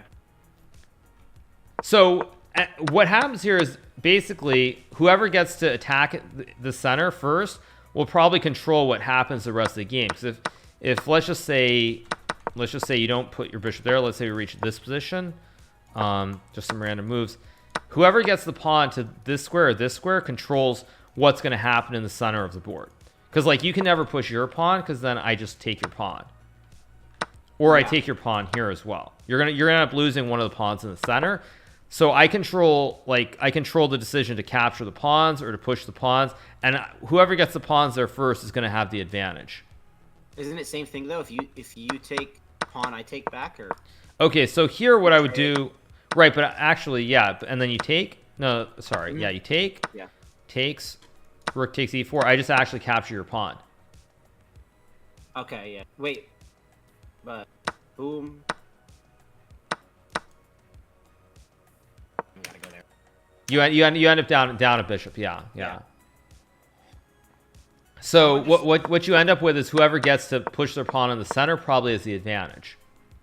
So that's why here what you do is you want to offer the trade so that you can play to push in the center, because you're guarding this pawn on e4 very nicely with a knight and a rook, but you want to put pressure on my central pawns first. So when you played b3, what happens is, as you'll see, is I offer the exchange of bishops, so I want to get rid of your bishop, because your bishop's keeping an eye towards my king. Yeah. And so you played bishop a3, and now I play this move knight to h5. And this actually is the same thing. Even though you don't end up with the two pawns here, I want to get my knight to the square. So if you let me just what's an example? Let's just say I make some random moves. You get this position. This is actually the same thing that we were looking at before. The outpost? Yeah, except here it's black that gets the outpost. And again, I'm going to move my queen. I'm just going to checkmate your king. So you move a bishop here. I go check, king, and checkmate with the knight and the queen. Okay. See. So I'm actually playing for the same thing here, which is even though your pawns aren't like doubled up in front of each other, I'm still bringing my knight to the same square to put pressure on your pawns here and here. So what would I do to avoid that? Would I move my queen up to d2 to defend that? At this point, probably what you would do is you would actually admit your error and just bring your bishop back and try to put the bishop in front of your rook to offer the trade of the bishops, or to take the knight if I move the knight in. Okay, yeah. So that's what you would do here, because what happened in the game, I think, is now you actually took the bishop, and now I took. And this is another important thing. So here are these double pawns, right? Yeah. But these pawns are actually very good because you can't really attack them, but it also does something else. It opens up everything for my rook here. Ah. So you can't move the knight. And now actually I'm able to just pile up everything. Like I can pile the queen and the two rooks on this. So for example, I'll just make a few moves. Just to show you another thing. Let's just say white plays a few moves. This is actually what there's a term for this. This is basically called a gun when you get all your heavy pieces on the same file here attacking something. Okay. Because it's just all your three heavy pieces. They're just attacking something or attacking everything on this file. So it's like, wouldn't my defense be like there? Well, I have a bishop here, so I can capture. And wouldn't my be? Maybe here? Right, and now the thing is, though, I can move my queen. So what is black threatening, first of all? What is the threat here? You're threatening this, and then there's after that. Right. You're attacking everything. But if I move the knight here, your bishop can still capture it. So I'm threatening something besides the knight move. You're threatening this. You're threatening takes because I wouldn't be able to take because then it's check. So I'd have to take with queen, and if I take with queen, then your other rook takes my queen. So you just Exactly. And what happens here is it's actually you can't really protect things. So I'll give you a neat little idea. So if white moves the king, well, let's just say white moves the king. What happens is black takes the pawn. So you don't really want to move your king here, but you're going to lose the knight. You also can't move the knight because then I just take your pawn, and you're going to lose your knight. Okay, why can I not take with king here? Wait, what you mean? Oh, never mind. Well, this is kind of the point. So it's like when you get these rooks and this queen, if you get a bunch of pieces lined up on one of these files, like whether it's A, B, C, D, E, F, it's very hard to play against it. Because you end up under a lot of pressure. Like these rooks are very, very powerful. The queen is very powerful. The bishop is extremely strong too. So you can't really defend very well. So in this position, the only way to try and save something would be to move the king here. And now there's actually a pretty neat little move that black can play, which is he can move the queen here. Yeah. And if this take, then I get... Would I even want to check, or would I just check through that? Well, the other check is actually better. Is it? So it's check. Then I would have to move somewhere. I would. Where are you going to move? It won't let me. It's like blacked out. Oh, what? Oh, it's because that's check too. Oh, wait. I have no move. I'm mated. Yeah, that's checkmate, exactly. So that's actually the reason I play that move, because it's a very, very strong idea here where the king has no squares to go to. Why are you laughing at me? Sorry, my girlfriend's laughing. Okay. All right. Right. That's.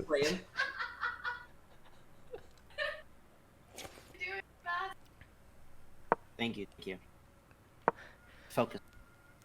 Yeah. So basically, that's kind of the point is like if you get these three things ever lined up in any order, it's extremely strong. It's just like it's almost impossible to defend whatever you have on that line. Is that even realistic though? Because I feel like setting that up takes so many moves that I should be able to find other attacks or defenses. Actually, in this position, you actually can't really stop it. I'll tell you why. Because normally, if somebody has a position like this, first of all, you have to deal with this bishop because it's aiming at your king. So you have to deal with that. The second problem is normally a way to try and contend with someone trying to attack on a file would be to play in the center of the board. But you can't really play in the center of the board either, because if you ever push the pawn, actually, let me go back. If you ever push a pawn, I just take your pawn. So yeah. You can't play in the center of the board. It takes a lot of time to attack. Also, you have to deal with this knight idea. So it's already really, really bad, and there's probably no defense against it. Okay. So that's why... Right, so that's why actually pushing this pawn is really, really bad, because what happens is this knight ends up jumping, and your king side gets very weak, and when you trade the bishops, then you open up everything for my queen and my rooks as well. I pretty much lost a really nice diagonal to waste two moves. Right, because again, you put this bishop on a diagonal where it attacks nothing. The pawns are just very safe. There's just nothing to be attacked. And even here, even if you put the bishop on this square, I still can do the same thing with the bishop here, because you can't play in the center. I discard the central square too many times, and my pawns are very safe here in the center as well.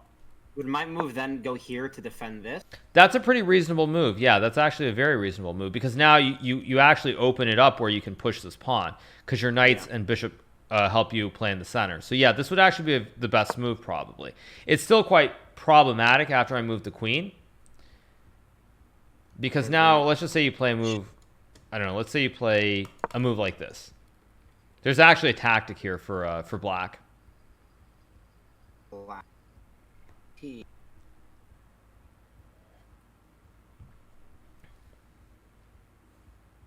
Maybe I would take.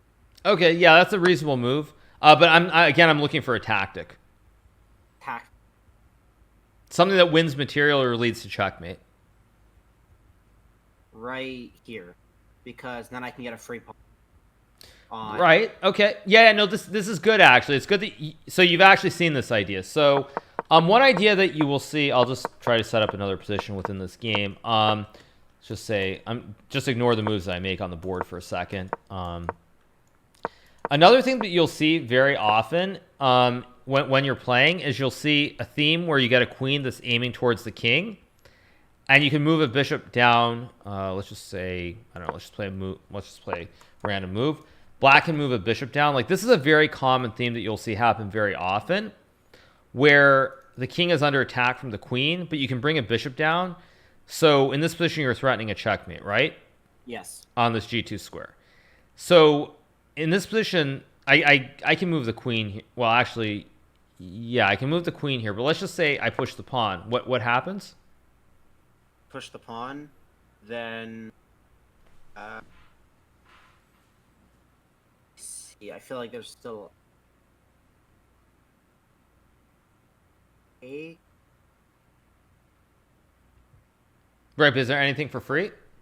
well, there's a rook, but I don't think it's free. I feel like I feel like you should. Okay, it's not free, but I mean a rook is worth more than a bishop.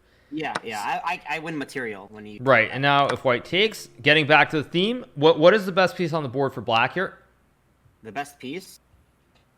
One of my best pieces, this little hitting the right, kid, I think. exactly. So, do you have a way of taking advantage?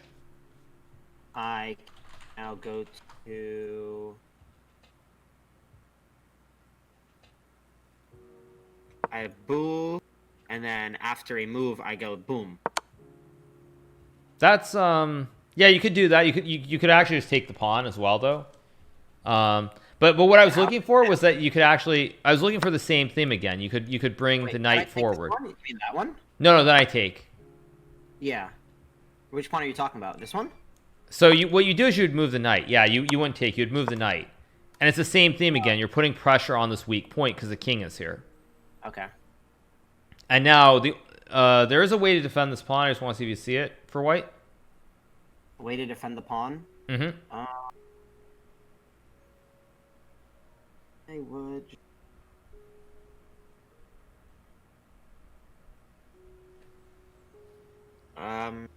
There must be something. There must be. Maybe you kick that piece away. Okay, so if you push the pawn, but then I just take the pawn. Because the bishop and knight guard each other. So you actually just lost the pawn. That was the reason that I attacked. That is. Let me see.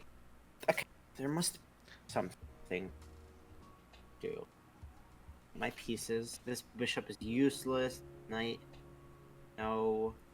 I need to block that piece. Well, you can't really block the piece because the only way to block the diagonal is to push a pawn, and I just capture it anyway, and you lose this. That's what I'm thinking. So you can't block the diagonal. So is there any way to protect the pawn? You can't push the pawn because that puts your king in check. You don't want to give this up for free. So how do you defend this pawn with something other than the queen? The thing is, the way I see it is, even if I do a move like that, then you just take, and there's nothing. Exactly. So is there another move? This pawn, no. This pawn, no. This pawn, no. This king, no. This queen, no. This knight. This knight, no. Bishop. Okay, I think you're just reading the wrong. I don't think. I don't see it anywhere. I've done my research. No, so actually, this is something. I mean, in this position, it's pretty like it's actually very easy. Yeah. So like this is something that's very hard for even for maybe not in a position like this, but very often people forget about backward knight moves that you can actually bring the knights back to defend things. And yeah, you bring the knight back and you guard the pawn. Now, of course, it's still completely losing, but it's the only way to try and keep the game going. Mm-hmm. So this is the best way to play. So the main thing from this game to remember is that like if you end up with this position where the bishops are both eyeing the kings, you want to try to play in the center, but it's very important to do the following. It's very important, first of all, to stop the bishop from pinning your queen, and then secondly, to try and trade off his bishop, which is also mirroring yours, so that your bishop can be strong. And if you play the mirror, which someone actually mentioned this in my chat, where basically both sides play the same way. What happens is that because white moved first, white is one tempo ahead, so he can always break the center first by pushing the pawn. I see. Makes sense.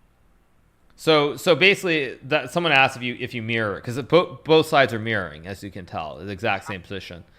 Yeah. So when you end up in a position like this, where basically you end up with rooks that aren't very active, all the piece play here is going to be in the center of the board. So you should always be looking to see if you can push the pawns in the center. Okay. Because if you think about the rooks here, like these rooks on a1 and a8, the rooks are pieces that move very well when there's a lot of space on the board. In a position like this, the rooks really don't have much space, right? Uh-huh. So like what you want is, for example, if I can get, let's just say d4 happens. I'll give you an example here. Let's say you trade all these pieces. In this sort of position, there's a lot more space for the rooks now, because you can bring the rooks here or here. You can bring the rook here to eye the king, and you can also push the pawn at some point and open and put everything on this middle e file. So with the rooks, you want to have a lot of space for them to play.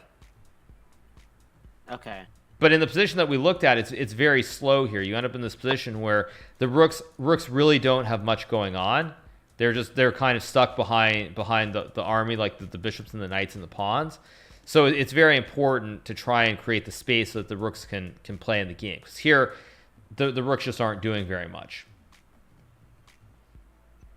Okay. So, do you want to play? I mean, do you want to maybe just play like a game or two against other people, and I can see what you're doing right or wrong?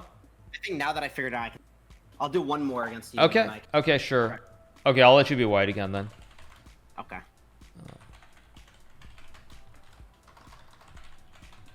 I think I've learned some tactics. Oh wait, sorry, I made this 3. Let me abort that. Sorry, that was my bad. Let me make that 5.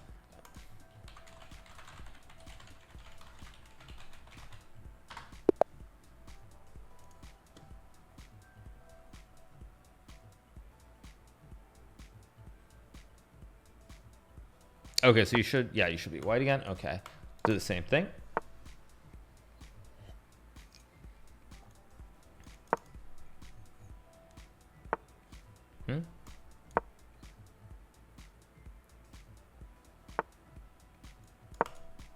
Is there a world where, since your bishop just moved to c5, I just look to castle on queenside now? You could try to do that. The only way you do that is to try and develop your bishop and your knight next to your queen. Now, this is actually a very bad move. Is it? Well, I know it is, but why am I so sure it's a bad move? Because when you pivot your knight to g4, you have an attack on my f2 pawn, and then also piece. Right. Well, remember that you want the bishop to be active. You just blocked your own bishop by pushing your queen. Yes. So now this would be reasonable if you could move your queen and attack my pawn on g7, but I'm going to stop it by pushing this pawn to prevent it. Okay. So now my tactic down. And now I will look to continue my with here.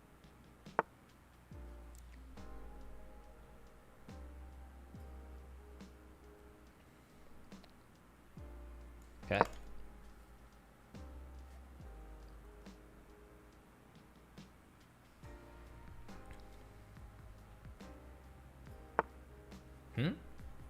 Okay.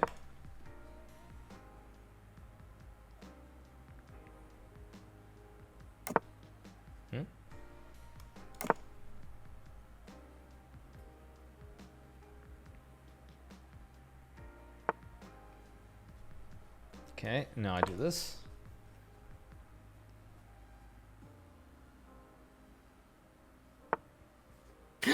No.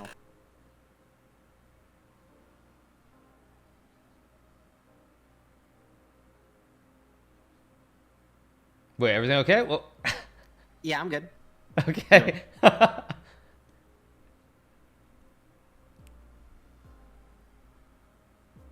Okay, did you think that I had something here? Yeah, I forgot that. For a second, I didn't see my pawn defending my bishop, so I thought I hanged it, but I... Okay, you almost actually lost something else as well, but I'll explain it after. So I will... Okay.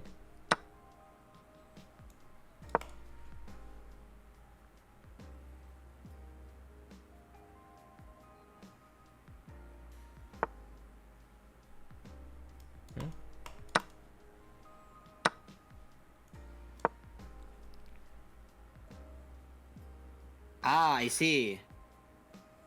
Yeah, I just got a fork here.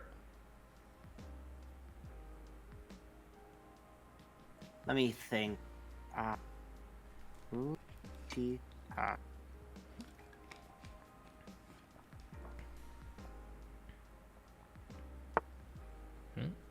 Okay.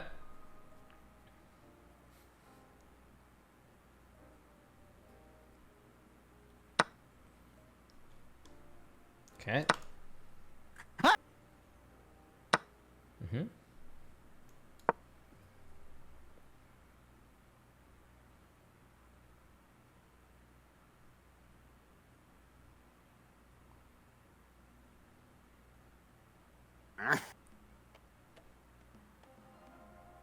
Remember the rule too, by the way.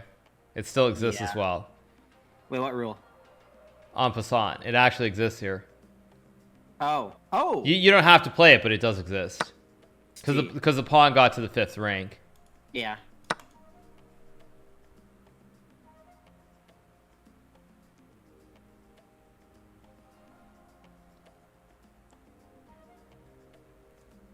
T. Huh?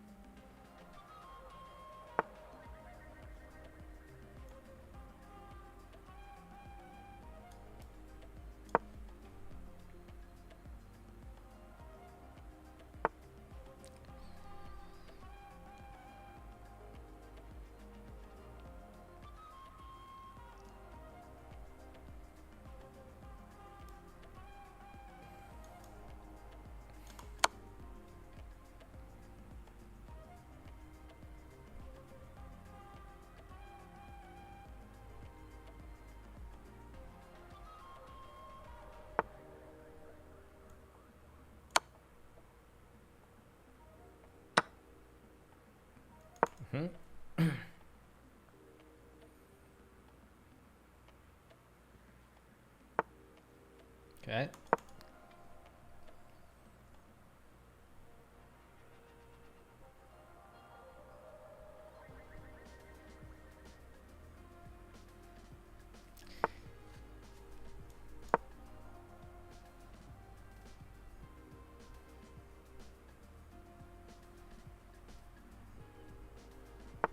Ah, no, misclick. Can I get a redo? It's fine. I'll play a different move. That's fine. Okay. Wait, let me move back and then you move back, so it's Okay, back. sure. Mm-hmm.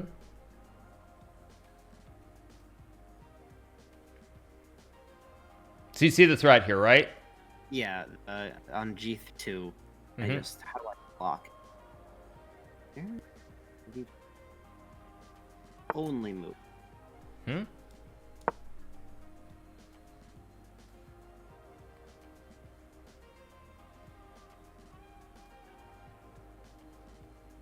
No, I like keep, because that boom, that blah.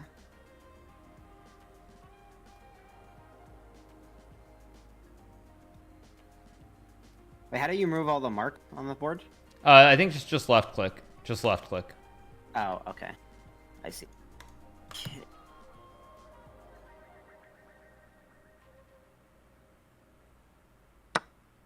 Okay.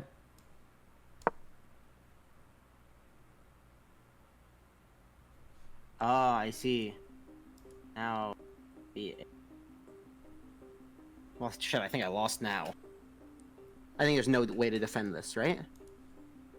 Pretty much there isn't. Not really.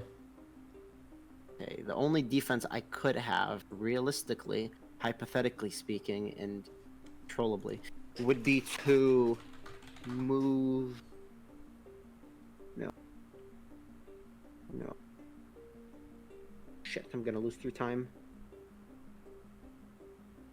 Shit. Okay.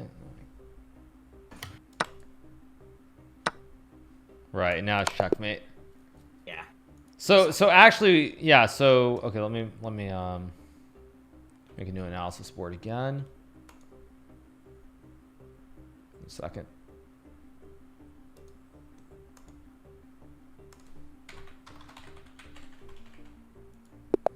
All right, so right, so in this game, like we played the same thing, right? Yeah. So what you did wrong, what's that? Ahead? How did you come out so much far ahead? Like, I feel like I just didn't have control over the game. Well, because you wasted moves with your queen at the start of the game. You broke the basic rules. You brought the queen out. And remember what I said was specifically you want to keep the bishop on this diagonal. Yes. So you also mentioned though you wanted to maybe consider putting your queen on the queen side, so to the left of the queen. So if you wanted to do that, the way to do that would not be to bring the queen out and then develop. The way you do it is you basically would bring your bishop out. Let's just say I move my pawn. And now you would move your knight. Let's just say I castle. And now you move your queen. Okay. And then you get the king where you can do it, but you've done everything in harmony. You haven't wasted any moves. You got your bishop out, you got your knight out, your queen out in the minimum. You got these pieces out in the 3 moves, and then you get your king out of the center right away. So it would be very important to play it like this, because what you did in the game is you played the queen here, and then now you want to bring the queen probably to this square to attack, but I just stop you. And here you actually played a move that loses the game on the spot. You move the queen here. And what is the best move for black here? Black and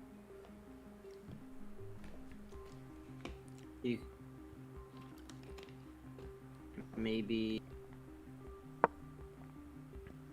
Okay, reasonable move. Actually, this is a really bad move, because now what this allows is a discovery. So I just told you what the idea is. So what can white do that is a discovery here to win material? Discovery?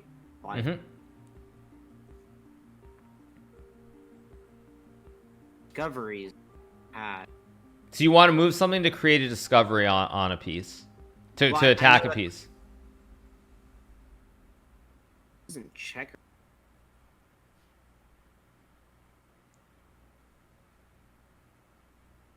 What? Discovery? Where? How? See.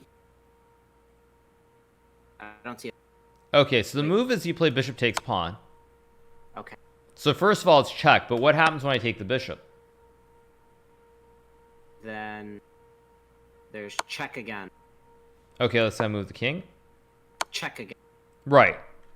So this is a discovery. It's not a traditional one, but what happens is you take the pawn with check, and then you win the bishop, and you're ahead because you got a bishop and a pawn, and I only got 1 bishop out of it. So you're actually up ahead by 1 pawn here. Okay. So the knight g4 is not the best move. Does black have a better move here? Black have a better. I see the move. Yeah. Okay, that makes. Right. So the thing is, I move the bishop here, and now the king and the queen get stuck. You actually lose the queen. Yeah. And you can't move the queen away because then your king is in check. So this actually is why normally you don't want to bring the queen out really early. Because what happens is you end up getting skewered here. Your queen can't move because then your king is in check. Yeah, I went for this move because like I don't play at 33,000 rating. In Pislow, this would have worked because they would never have seen it. I would have went here, and it would have been. Right, so again, this was the point I was making, though, is like you don't want to put the queen in front of this bishop. Like when you move the pawns in the center of the board like this, or even if you have the pawns, even let's just say we play something like this, you never really want to block. You don't want to put the queen here or the queen here. You don't want to block these bishops. You want to keep these diagonals very open for the bishops. And if you get the bishops out, then you can put the queen behind it. For example, something like I'm just going to make a couple moves. You want a queen behind the bishop instead of a bishop behind the right. queen, So something like this, for example, is completely fine. But you don't want to put the queen here where it blocks the bishop. Because when you put the pawns in the center, you almost always want to keep the bishops on these diagonals. You don't really want to push the pawns off to the side and try to develop the other way. So in general, when you play push the pawns in the center of the board, like even something like this, it's always with the idea of activating the bishop. So the whole point behind this is you want to keep these bishops very active on these diagonals. So that's why this queen d2 move is not the best move. And then I just played h6. You played here. And now here I believe I played d6. And already at this point, what you should do is you should kind of bail out and sort of admit that you've made a mistake. I believe you played queen b3 here. And now I castled. And already it's very hard because the problem is you put the queen on this side of the board. And you're actually going to end up losing the same sort of thing if you go this way. Like I end up doing the same kind of thing. I move my knight, I bring my queen, I bring my bishop, and I bring my knight in. And your queen is completely on the wrong side of the board here. Because you're going to have to say... What's that? Should your queen be around your king to defend? It should be in the center of the board, yeah. You really... Unless you're going to be winning a lot of material, you don't really want to bring the queen out early. It's more important to bring the other pieces out first. I just feel like the queen has so much pressure. That's why I usually bring it out early, but I see what... Right, but normally, the thing is, like, even like here, your queen, you need the other pieces involved. Like, you can't just attack with one queen. It's sort of that thing where with the lone piece, you can't really create a checkmate. You need more than one piece to be attacking at the same time. So normally the queen is a lot like the rook in many ways, where as the board becomes more open, there's more space, the queen becomes much more powerful. But at the start of the game, the queen doesn't, like, even once you get your queen out like this, it's not really creating the threats. Like even though we saw that one game where it was, the queen here, it doesn't really attack the pawn, and this pawn is safe. And I also now have a lot of ideas to attack your queen. Like I can bring my knight out to attack the queen. I can also move my bishop and then put the knight on this square in the center as well. So normally speaking, you don't want to bring the queen out super early. But the one other thing that I would add is, since I've seen this happen to a lot of streamers who play chess, is people have played this move queen out to this square very early. Yes. And actually, wait, I think you had a game. The first time I saw you playing chess against Agent JL, I think you had this, and you said he was playing the President's Gambit, if I remember correctly. Yeah. Which, by the way, it's called the Scholar's Checkmate, or the 4-move checkmate. Okay. But it doesn't matter. Anyway, the point is it attacks the pawn, right? I'm attacking this pawn in the center. Mm-hmm. So you really need to defend this pawn. So what would the correct move be here? Right, and now you're guarding the pawn. So I put the bishop here. Because you're trying to attack this pawn. Mm-hmm. So the way to defend that would be go here. That's one way to defend. But the problem with, actually, one thing also you want to remember is you really don't want to be putting knights on the edge of the board. Like, yes. you always want to be, just like I said, bring the pawns towards the center. Almost always you want to bring the knights towards the center of the board. So putting the knight here is actually, it's good because it stops the checkmate. But a better move here would be to bring your queen forward. So bringing the queen forward, what would your next move be? Let's just say white plays the knight out. My next move. So I said bringing out the queen early generally is not a good thing because it can be attacked. It's not very strong on its own. Yeah, I would probably try to get my other pieces out. So I'd probably pull this out to attack. Right, and so now I have to lose a move with the queen, right? Yes. So this is exactly correct. So if I were to bring the queen back, one thing that I said before actually is not to bring the queen in front of the bishop. In this case, you kind of had to, or else it would be much worse. But now what you can do in this specific setup is you can push this pawn and develop this way and get your king out of the center. Okay. So if white develops normally, you put the bishop, castles, and then you get castled, and you play the same kind of thing. You push the pawn, and you bring the bishop out. What's that? Dark squared. Isn't it better to put it here because this just looks a lot better than? It's not. Because I feel like it's just being blocked by a bunch of pieces. That's why I don't like putting my bishops up. Obviously, maybe it makes sense later in the game when the pieces are gone, or when I move this, like. Yeah, it's a complicated thing to explain. Like, actually, putting the bishop out here, it's not bad though. It's not a bad move. In this position, it might even be pretty decent. Normally, the reason you don't do that is because what you play for long term when you develop your bishop like this is that what you normally try to do when you end up with this bishop, which is fianchettoed. I don't know if you know the term, but when you put a bishop like this around your king with 3 pawns, it means you fianchetto the bishop. And so like normally what ends up happening if you actually play like this with this structure of pawns is you move the king and then you move the knight and you push like this. So let's say something like this. You normally try to attack the center from the side again if you put the bishop like this. But again, that's very advanced, so it's not something I would really worry about. But it's only specific to this scenario. Okay.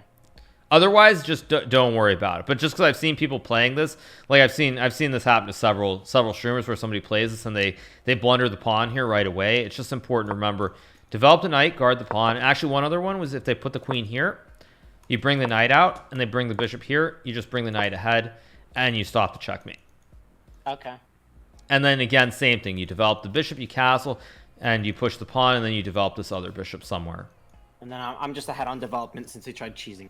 Exactly, because you brought the queen out too early. And the other thing also with bringing the queen out too early, you'll see here is that now black can put the knight here and attack the queen and attack the pawn. And then also, like if I try to stop it with this, if you bring the bishop out and the pawns come forward, you'll see that now this move is coming on the next turn where I attack the queen again. So that's why when you bring the queen out early, it's generally not very good, because the queen on its own, in these sorts of positions where the pawns are just being moved and pieces are developed, the queen can be attacked very easily by all the pieces that are worth a lot less. Okay. Understood. Got it. So, yeah. All right. So is it time for me to play against some Pislos? Sure, yeah. I'll I will follow queue you. for a fight.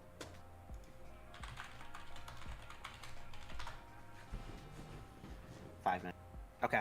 Okay. Try what I've learned.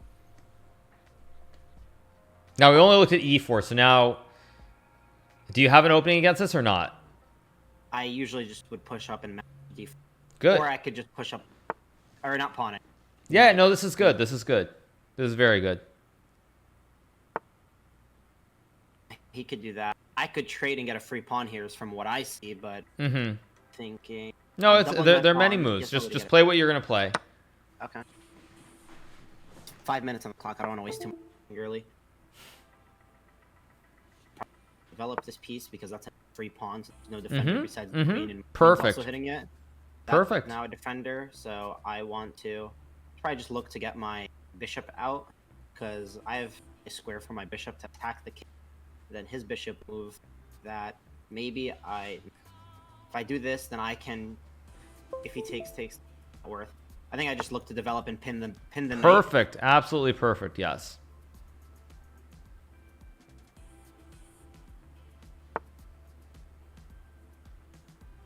Trying to add defenders, but that doesn't really matter too much to me. I could get my queen out and then castle is something I'm seeing, but I feel like at the same time, maybe getting my other piece out on the push this pawn up. This is very good. This is very, very good so far. What do you take? Pawn. Care? I don't think.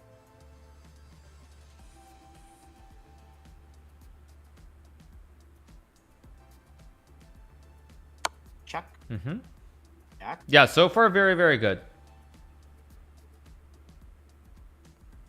Because now if he moves the king, he no longer can castle, and if he defends with bishop, then knight. That's fine, because now this knight is just literally stuck, can't move at all. So what I could do is to get my other... I can get my other knight out, because my other knight can attack this pawn, and then this can't defend, so that's pinned, and then I have a castle. No, everything you've done so far is absolutely perfect.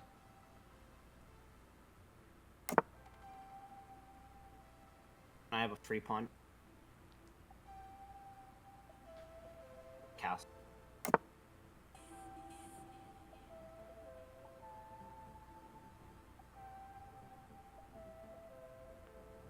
Oh, I actually have a really nice move. I can take this because if he takes, then that takes. So I literally have a free pawn. And if I think I just take 3. Let me think. I take, he take, I take, he take. That's not ideal. I take, I take. Oh, okay, yeah. It's... Because he can't. Wait, what if he takes with queen? then I take, then he takes. Oh, wait, is that? Oh, that's not ideal. I actually lose a piece here if he just takes with queen directly. But then I trade queens. Yeah, that's not. Okay, that was a blunder. But since he didn't take advantage, no, I should take advantage. I should look for a. I can take this piece, put him in check, and then trade queens and get out and win a pawn. Mm-hmm. Or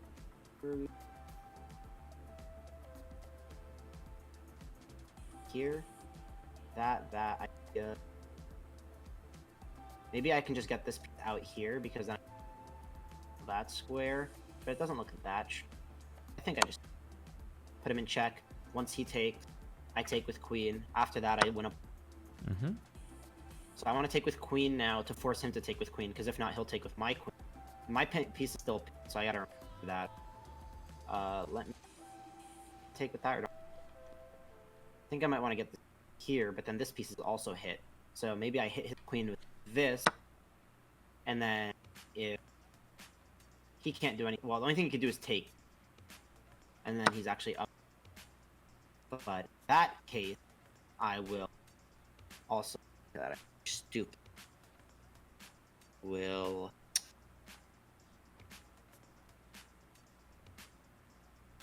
maybe here. If I boom t to t I should can't. Okay, there's one good move here, but it's not easy to see.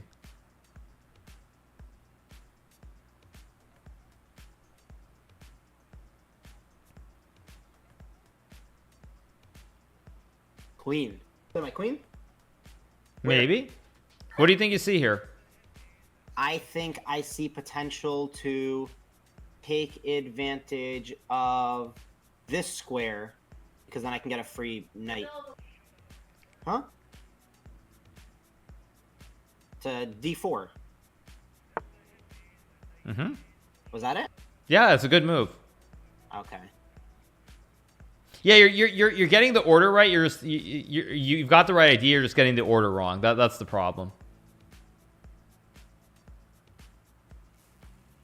Because now if he takes, then I take a piece, and then I'm also eyeing his rook, while also eyeing this, and then wait, but can't he just take my knight here? And then I Right, have to take his but you bishop? take the bishop. Okay, and then I'm just Otherwise, you would just lose the knight for nothing. That's why this is a good move. I see.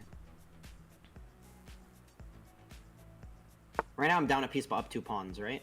Mm-hmm. So this is where I would just take the pawn now, because he just defended his piece. I would get the pawn free, but let me see if there's any other opening. Yeah, I don't really see any at the moment, and everything looks safe. I would. I don't have a minute on the clock. I also need to get my rooks active in the game, and then I probably want my knight on a better diagonal now that it's not pinned to the queen as well. Maybe. Okay.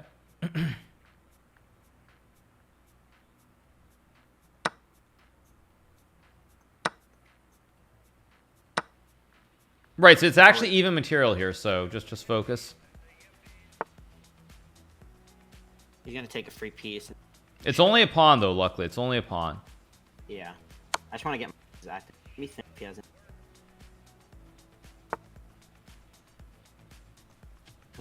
That.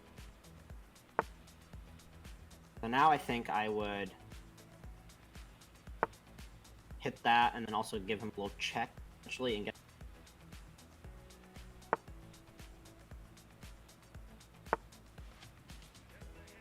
Oh, he has a fork, but if he has a fork, then I just check. It's not a problem. Yeah, this is actually very good. This is very good.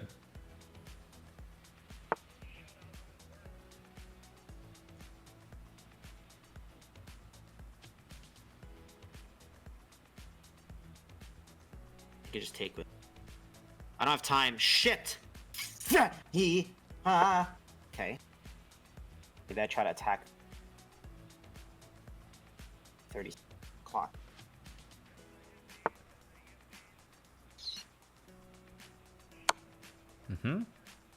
No, this is good, actually. I mean, you're a little bit too slow, but overall, this has been a good game.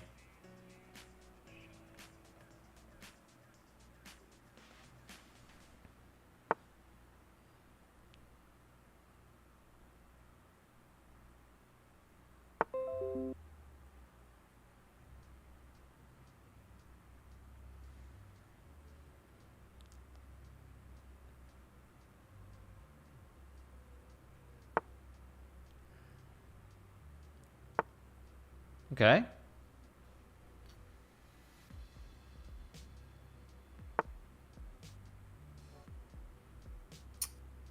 There goes my idea as a mate. I feel like there should definitely be another opening. This opens a discovery, and then I should maybe be able to try to take. Mm-hmm.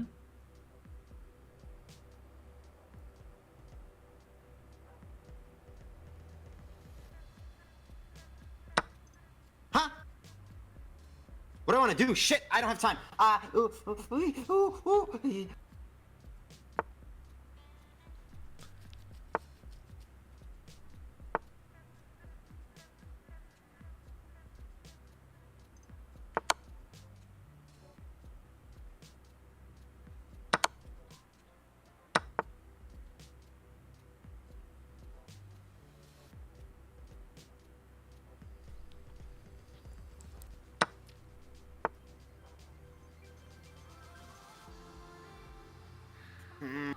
How did I lose against a pistol, man? Like, I swear to God, like, I don't know.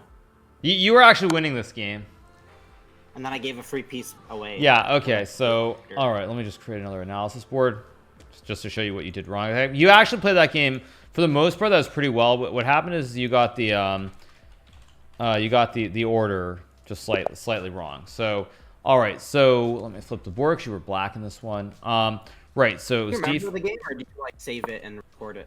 Oh no, I'm just remembering up to the point that it's important. There was a certain point after which you're just down and there's not really much that can be done. But I remember the first one he moves pretty routinely. So right, so you played here, attacking the pawn, which is good. So now he moves the knight, and then you brought the bishop out. Now here, actually, what he should have done is he played the bishop here. What he should have done is he should have taken the pawn, because ordinarily you think you remove the defender of the pawn and you win the pawn, right? Yeah. But if you take, what happens is now he captures, and you actually can't take this pawn because of the checkmate again. The exact same theme. Ah, I see. So this would have been a better move, and you probably still have to play e6, and then you threaten to capture because now there's no checkmate anymore. Yeah. So he played bishop to e3, and now you played e6. He captured. Now you made the check. Completely reasonable move. And now he plays knight c3, and here you played knight f6. Also very good. He castled. Now here what you could have done is you could have taken the knight and taken the pawn, probably. To win a pawn. That's a free pawn. You give up the bishop for the knight, but you get the extra pawn, so it's good. But you castled, which is completely fine. And now he played, I believe he played bishop to g5 here. And this is where you got the order wrong. You took the pawn on d4. What you should have done is just remove the defender. So you take first, remove the defender of the pawn. Yeah. So now if he takes with the pawn, you can just capture, I think probably with the queen, and you're up one pawn. Yeah. And if he takes with the queen, you can just take with the queen because you guard the knight with your queen, but you also attack the bishop. So you basically end up ahead by 1 point. So you should have done this, but instead you took the pawn, and now if he had played queen takes knight, you're just losing. Because if you trade the queens, you lost your knight. You're down to one knight here. Yeah. Did that happen to me? No, he didn't take with the queen. He pushed the pawn. Oh. And now here you took the knight. He took, and then you start overthinking here. And what you should have done was you should have traded the queens, which I think you mentioned. Mm-hmm. And now there's actually probably the best move is to, I guess, take with the rook. And so here you actually have two pieces being attacked, right? But what you can do is you can actually take... I take the pawn to attack the rook. Right, so when he takes the knight, you can take the rook here. Yes. And that's actually very balanced because you got one pawn and a rook for the knight and the bishop that you gave up. Oh. So that's actually... You should have traded the queens first, because in the game what happened is I believe you took the pawn. Now he took... And at this point, you played queen to d4. Good move, attacking the bishop and attacking the pawn. Now I moved the bishop back. You took the pawn, and now you traded. And at this point, again, you had the right idea. Like, you understood that what you should do is with the rooks, you want to put them on this completely open D file here in the middle of the board. Yeah. Uh-huh. I think he played knight to e4, and you played rook d8, which blunders, and you didn't have much time left, so it's understandable. What you should have done at this point is you should push the pawn, because you end up creating these pawns which guard each other very nicely here. These three pawns. Yeah. And then next move, bring the rook to this this open file. Do I just attack the pawns at that point with my 2 rooks? Is that like my plan, or do I look for mates? Because I was looking for mates since I didn't have much time. I mean, at this point, it's hard. With very little time, you should be looking for checkmates. But this would have been the correct way to play the position, just to try and play like this and just put the rook on the file. Because also, what happens here, if you count, you'll see you have 3 pawns for the bishop, and the bishop actually doesn't attack, because when you have pawns that are guarding each other like this, a formation of like 2 or 3 pawns together like this, unless your opponent can attack the pawn, which is at the base of the pawn chain, then white can never really attack any of the other pawns here. So if white can get the knight here, let's just say I play some moves like this, and white can get the bishop and the knight attacking and win this pawn, then all the pawns collapse. Like, you lose all 3 of them. Yeah. But if you can't attack this pawn here at the very base with multiple pieces, then the rest of your pawns are very safe, because the pawn at the base here on f7, it guards all these pawns. So therefore, these pawns are very, very safe. And then you put the rook here and you bring the rook down. So one way, what probably would happen if I was playing here is, let's just say white goes back. You put the rook here. White puts the rook here.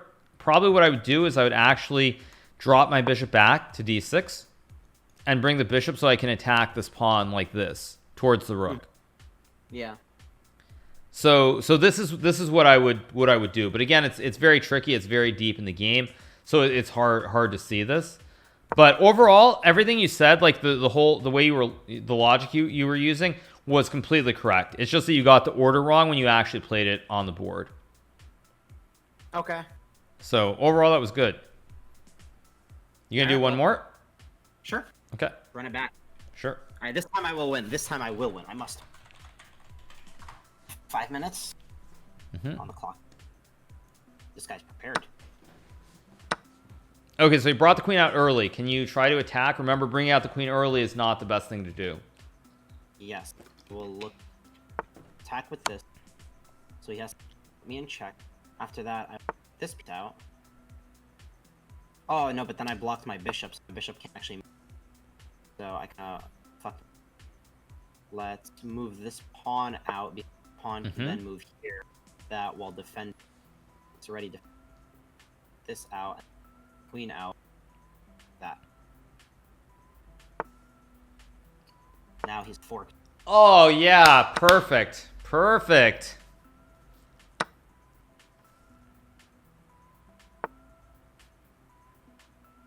Fork. Again, triple fork. Good game. Oh, that guy he kind of trolled, I think, but... Right, so the point that I was making before is this is why you don't bring the queen out early. Because when you bring the queen out early, it's very vulnerable to being attacked. Nice. This guy's giving me free points. Oh, wait, I should... Okay, interesting.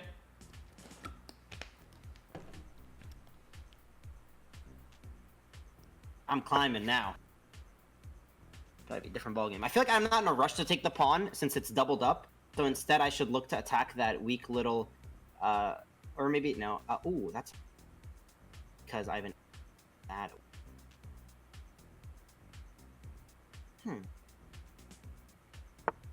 Hit the queen because it's defended by my knight.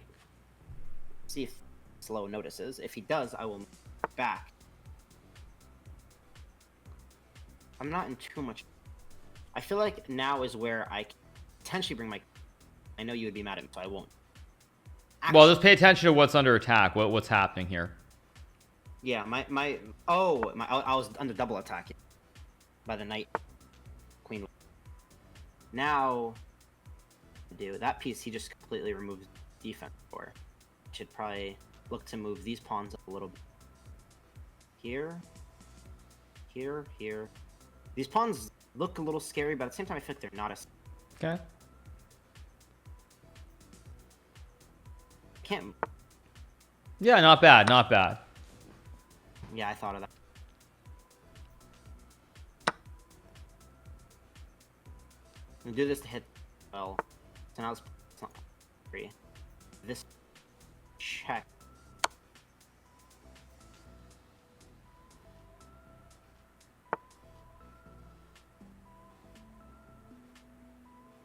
block. I should look for attack this. Maybe I should look for an attack here, because now he can't move that because it would put him in check. Good, very good. Yeah, it's good. The idea is good. I like it. And my queen has an angle here to hit that wall. That's... This is good. This is very good. He castles here until he's distressed, weak. That means, what is my next idea? 3 minutes clock time. That idea, if I can defense there, so maybe I should queen play here. Open, wait, actually here, not. I think I get my queen out of. It also brings me another. Pay attention to what's under attack. What's going on here first, though.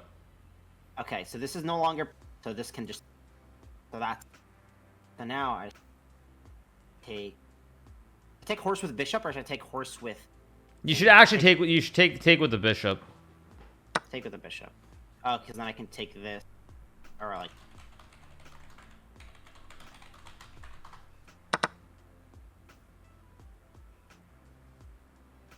Right. So what happens here is he's gonna have to move the queen, and then you can actually just trade the knight for the bishop, and you're back to even material here.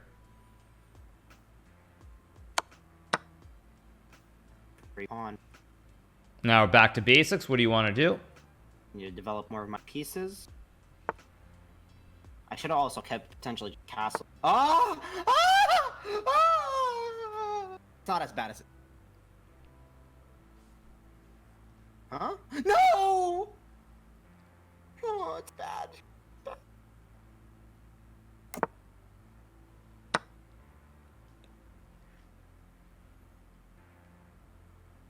If I take, he just takes pawn.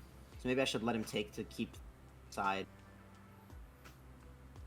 Can I defend it with queen? How could I defend? Here? Okay. Okay, look, I have 2 minutes left. I'll analyze that. Wait, is your girlfriend telling you what you should have done instead?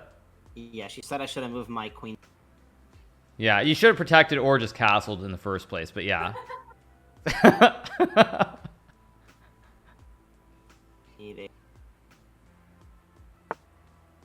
Because I'm fine with him taking, because then I'm just going to take. He's hitting my thingy, so I should look to defend my... How can I defend my take, but then he puts me in check? Rook is thinking. I don't want to do that. I should just move my rook here, because then if he ever takes that... So it's actually a free piece now back for me with my rook. And now my queen is also being hit, so I should angle maybe here, also attack that, and then I should try to get my other rook out of it. Into... Huh?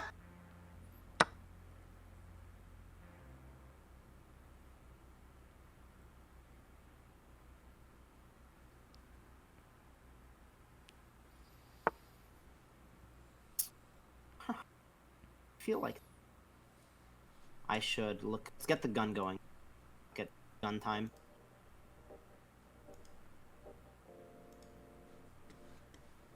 Right. So okay. So you're down a piece here, right?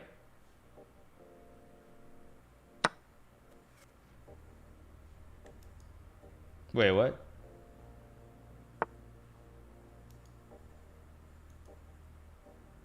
I have ideas. Mm-hmm.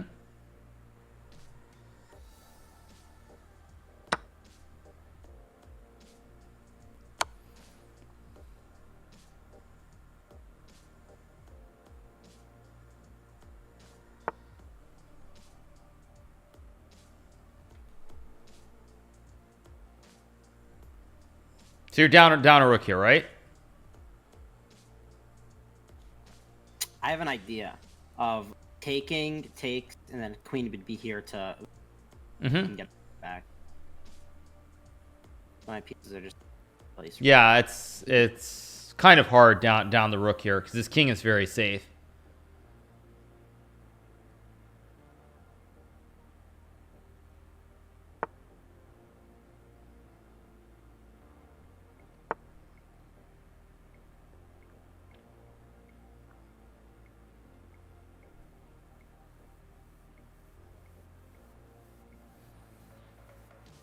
Yeah. I feel like if he doesn't activate his rooks, then I still... Right. The problem is it's very hard to attack the king, because his king is very safe. Oh, he has mate if I move my... If I move my rook right now, he will have 8. Unless I... Okay.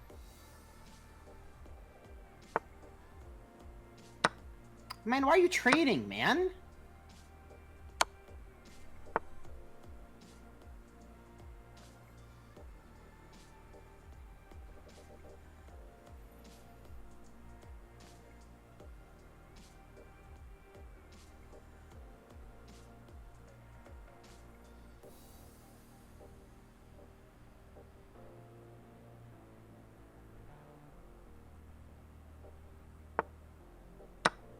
Good.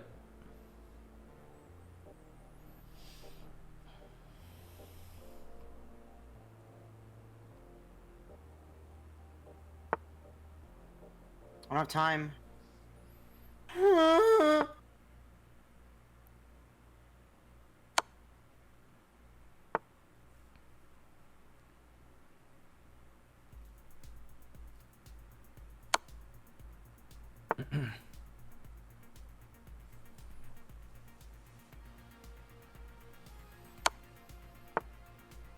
Man, this guy is just a range player, I can tell.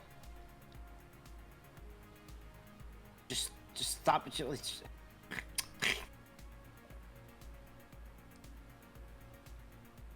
Maybe it's a draw of repetition. Maybe. Mayhap.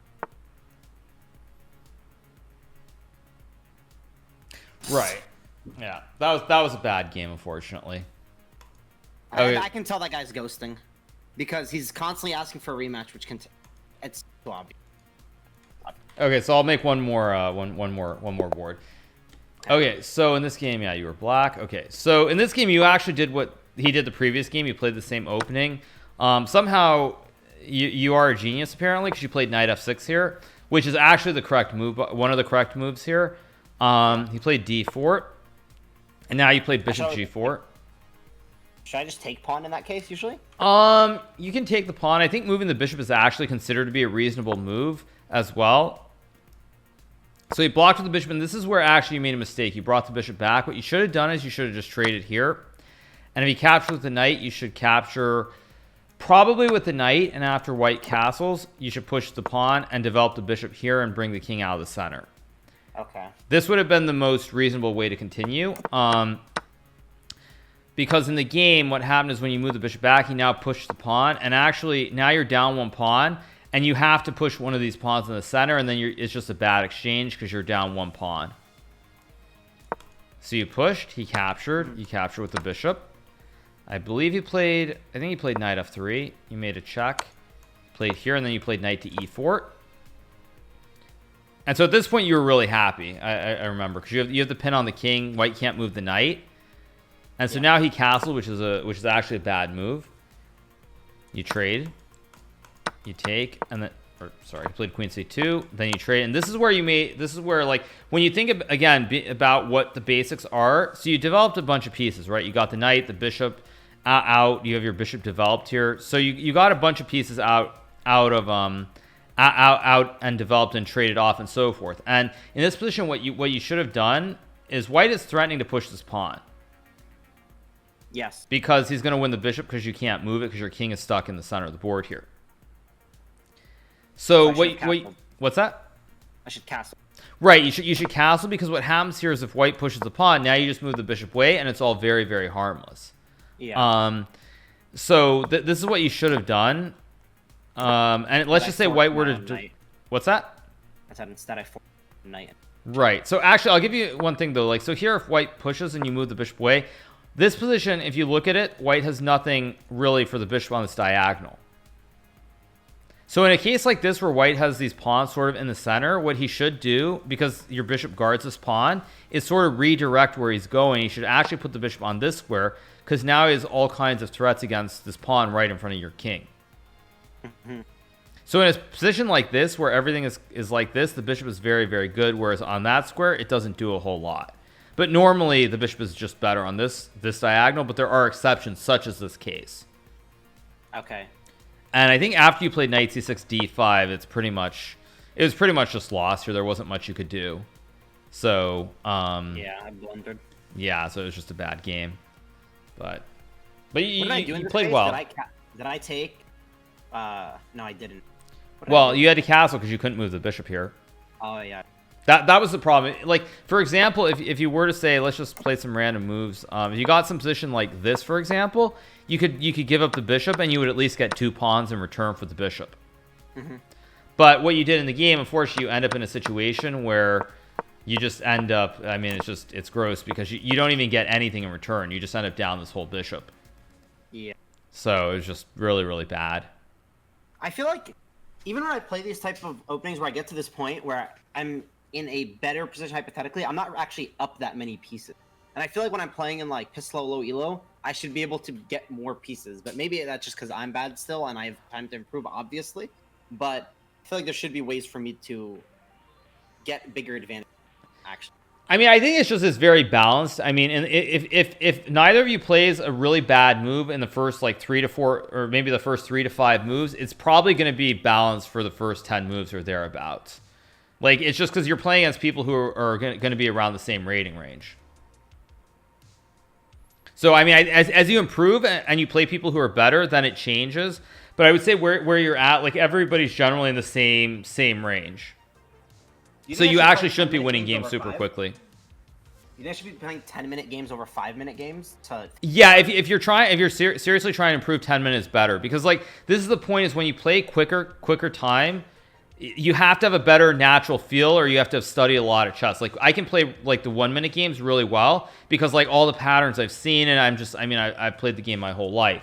But if you're trying to improve, the patterns don't come naturally as much, so it's more important to have a little more time so that your brain you can kind of spot them. Because when you play 5 minutes and 3 minutes is very quick, and even with the other streamers I've seen, with the exception of Void Boy, for basically everybody else, when they start playing like the 3-minute or they play 5-minute, they struggle not losing on the clock. Yeah. So I would say in general, yes. Like, if you play 10 minutes, if you're trying to improve, that makes the most sense. Okay. Understood. I think I'll look into some 10-minute games then. Yeah. Yeah, Boy Boy's very advanced, actually. He's like 800 rank LP. Yeah, I mean, but he played a lot as a kid, so it's different, of course. Okay. And that's one of those things, like, everyone's at a different level, obviously. But considering that you said you haven't that you never took lessons or anything, you're quite good. Like, the level you're at with no like formal kind of lessons or training is definitely I'm impressed. I will say that. Thank you. So yeah, I know my chat's going to say anything. I'm like, bullshitting, but I'm not. So yeah, considering the lack of like formal stuff, like your thought process is very good. It's just sometimes you get the order confused when you're thinking it through. But what I saw, especially in the first one that you played, this first Blitz game, like, the thought process was very good. You didn't execute it the right way. But if you had a little more time, I think you would. So I thought it was very, very good. Okay, thank you. Understood. Yeah, no problem. I think it's time. I think it's time for me to spread my wings and flap and try to improve on my own. I appreciate all the time you have given me. No problem. Thank you. I would love to do something more in the future. Is there a chess Twitch Rivals coming soon? Yeah, there is going to be something that's not 100% finalized yet, but there will be. Yes, absolutely. Okay. I am interested, just so you are aware. Yeah. No, you'll be part of it if you want to be. Okay. Sounds good. Great. Well, if you ever want any league lessons or any help with anything that related, listen, I'm not just a league player. I know my name's Yassuo. League, Apex, COD, PUBG, Fortnite, Checkers. Let me know. For sure. Yeah. No, I definitely want to do something with League. It's just right now there are a lot of competitions, so that's the only reason I'm not doing other games. But yeah, for sure. Okay. Thank you so much. Right, I appreciate no all problem. the help. Have a great rest of your stream. Yep. Bye. Bye.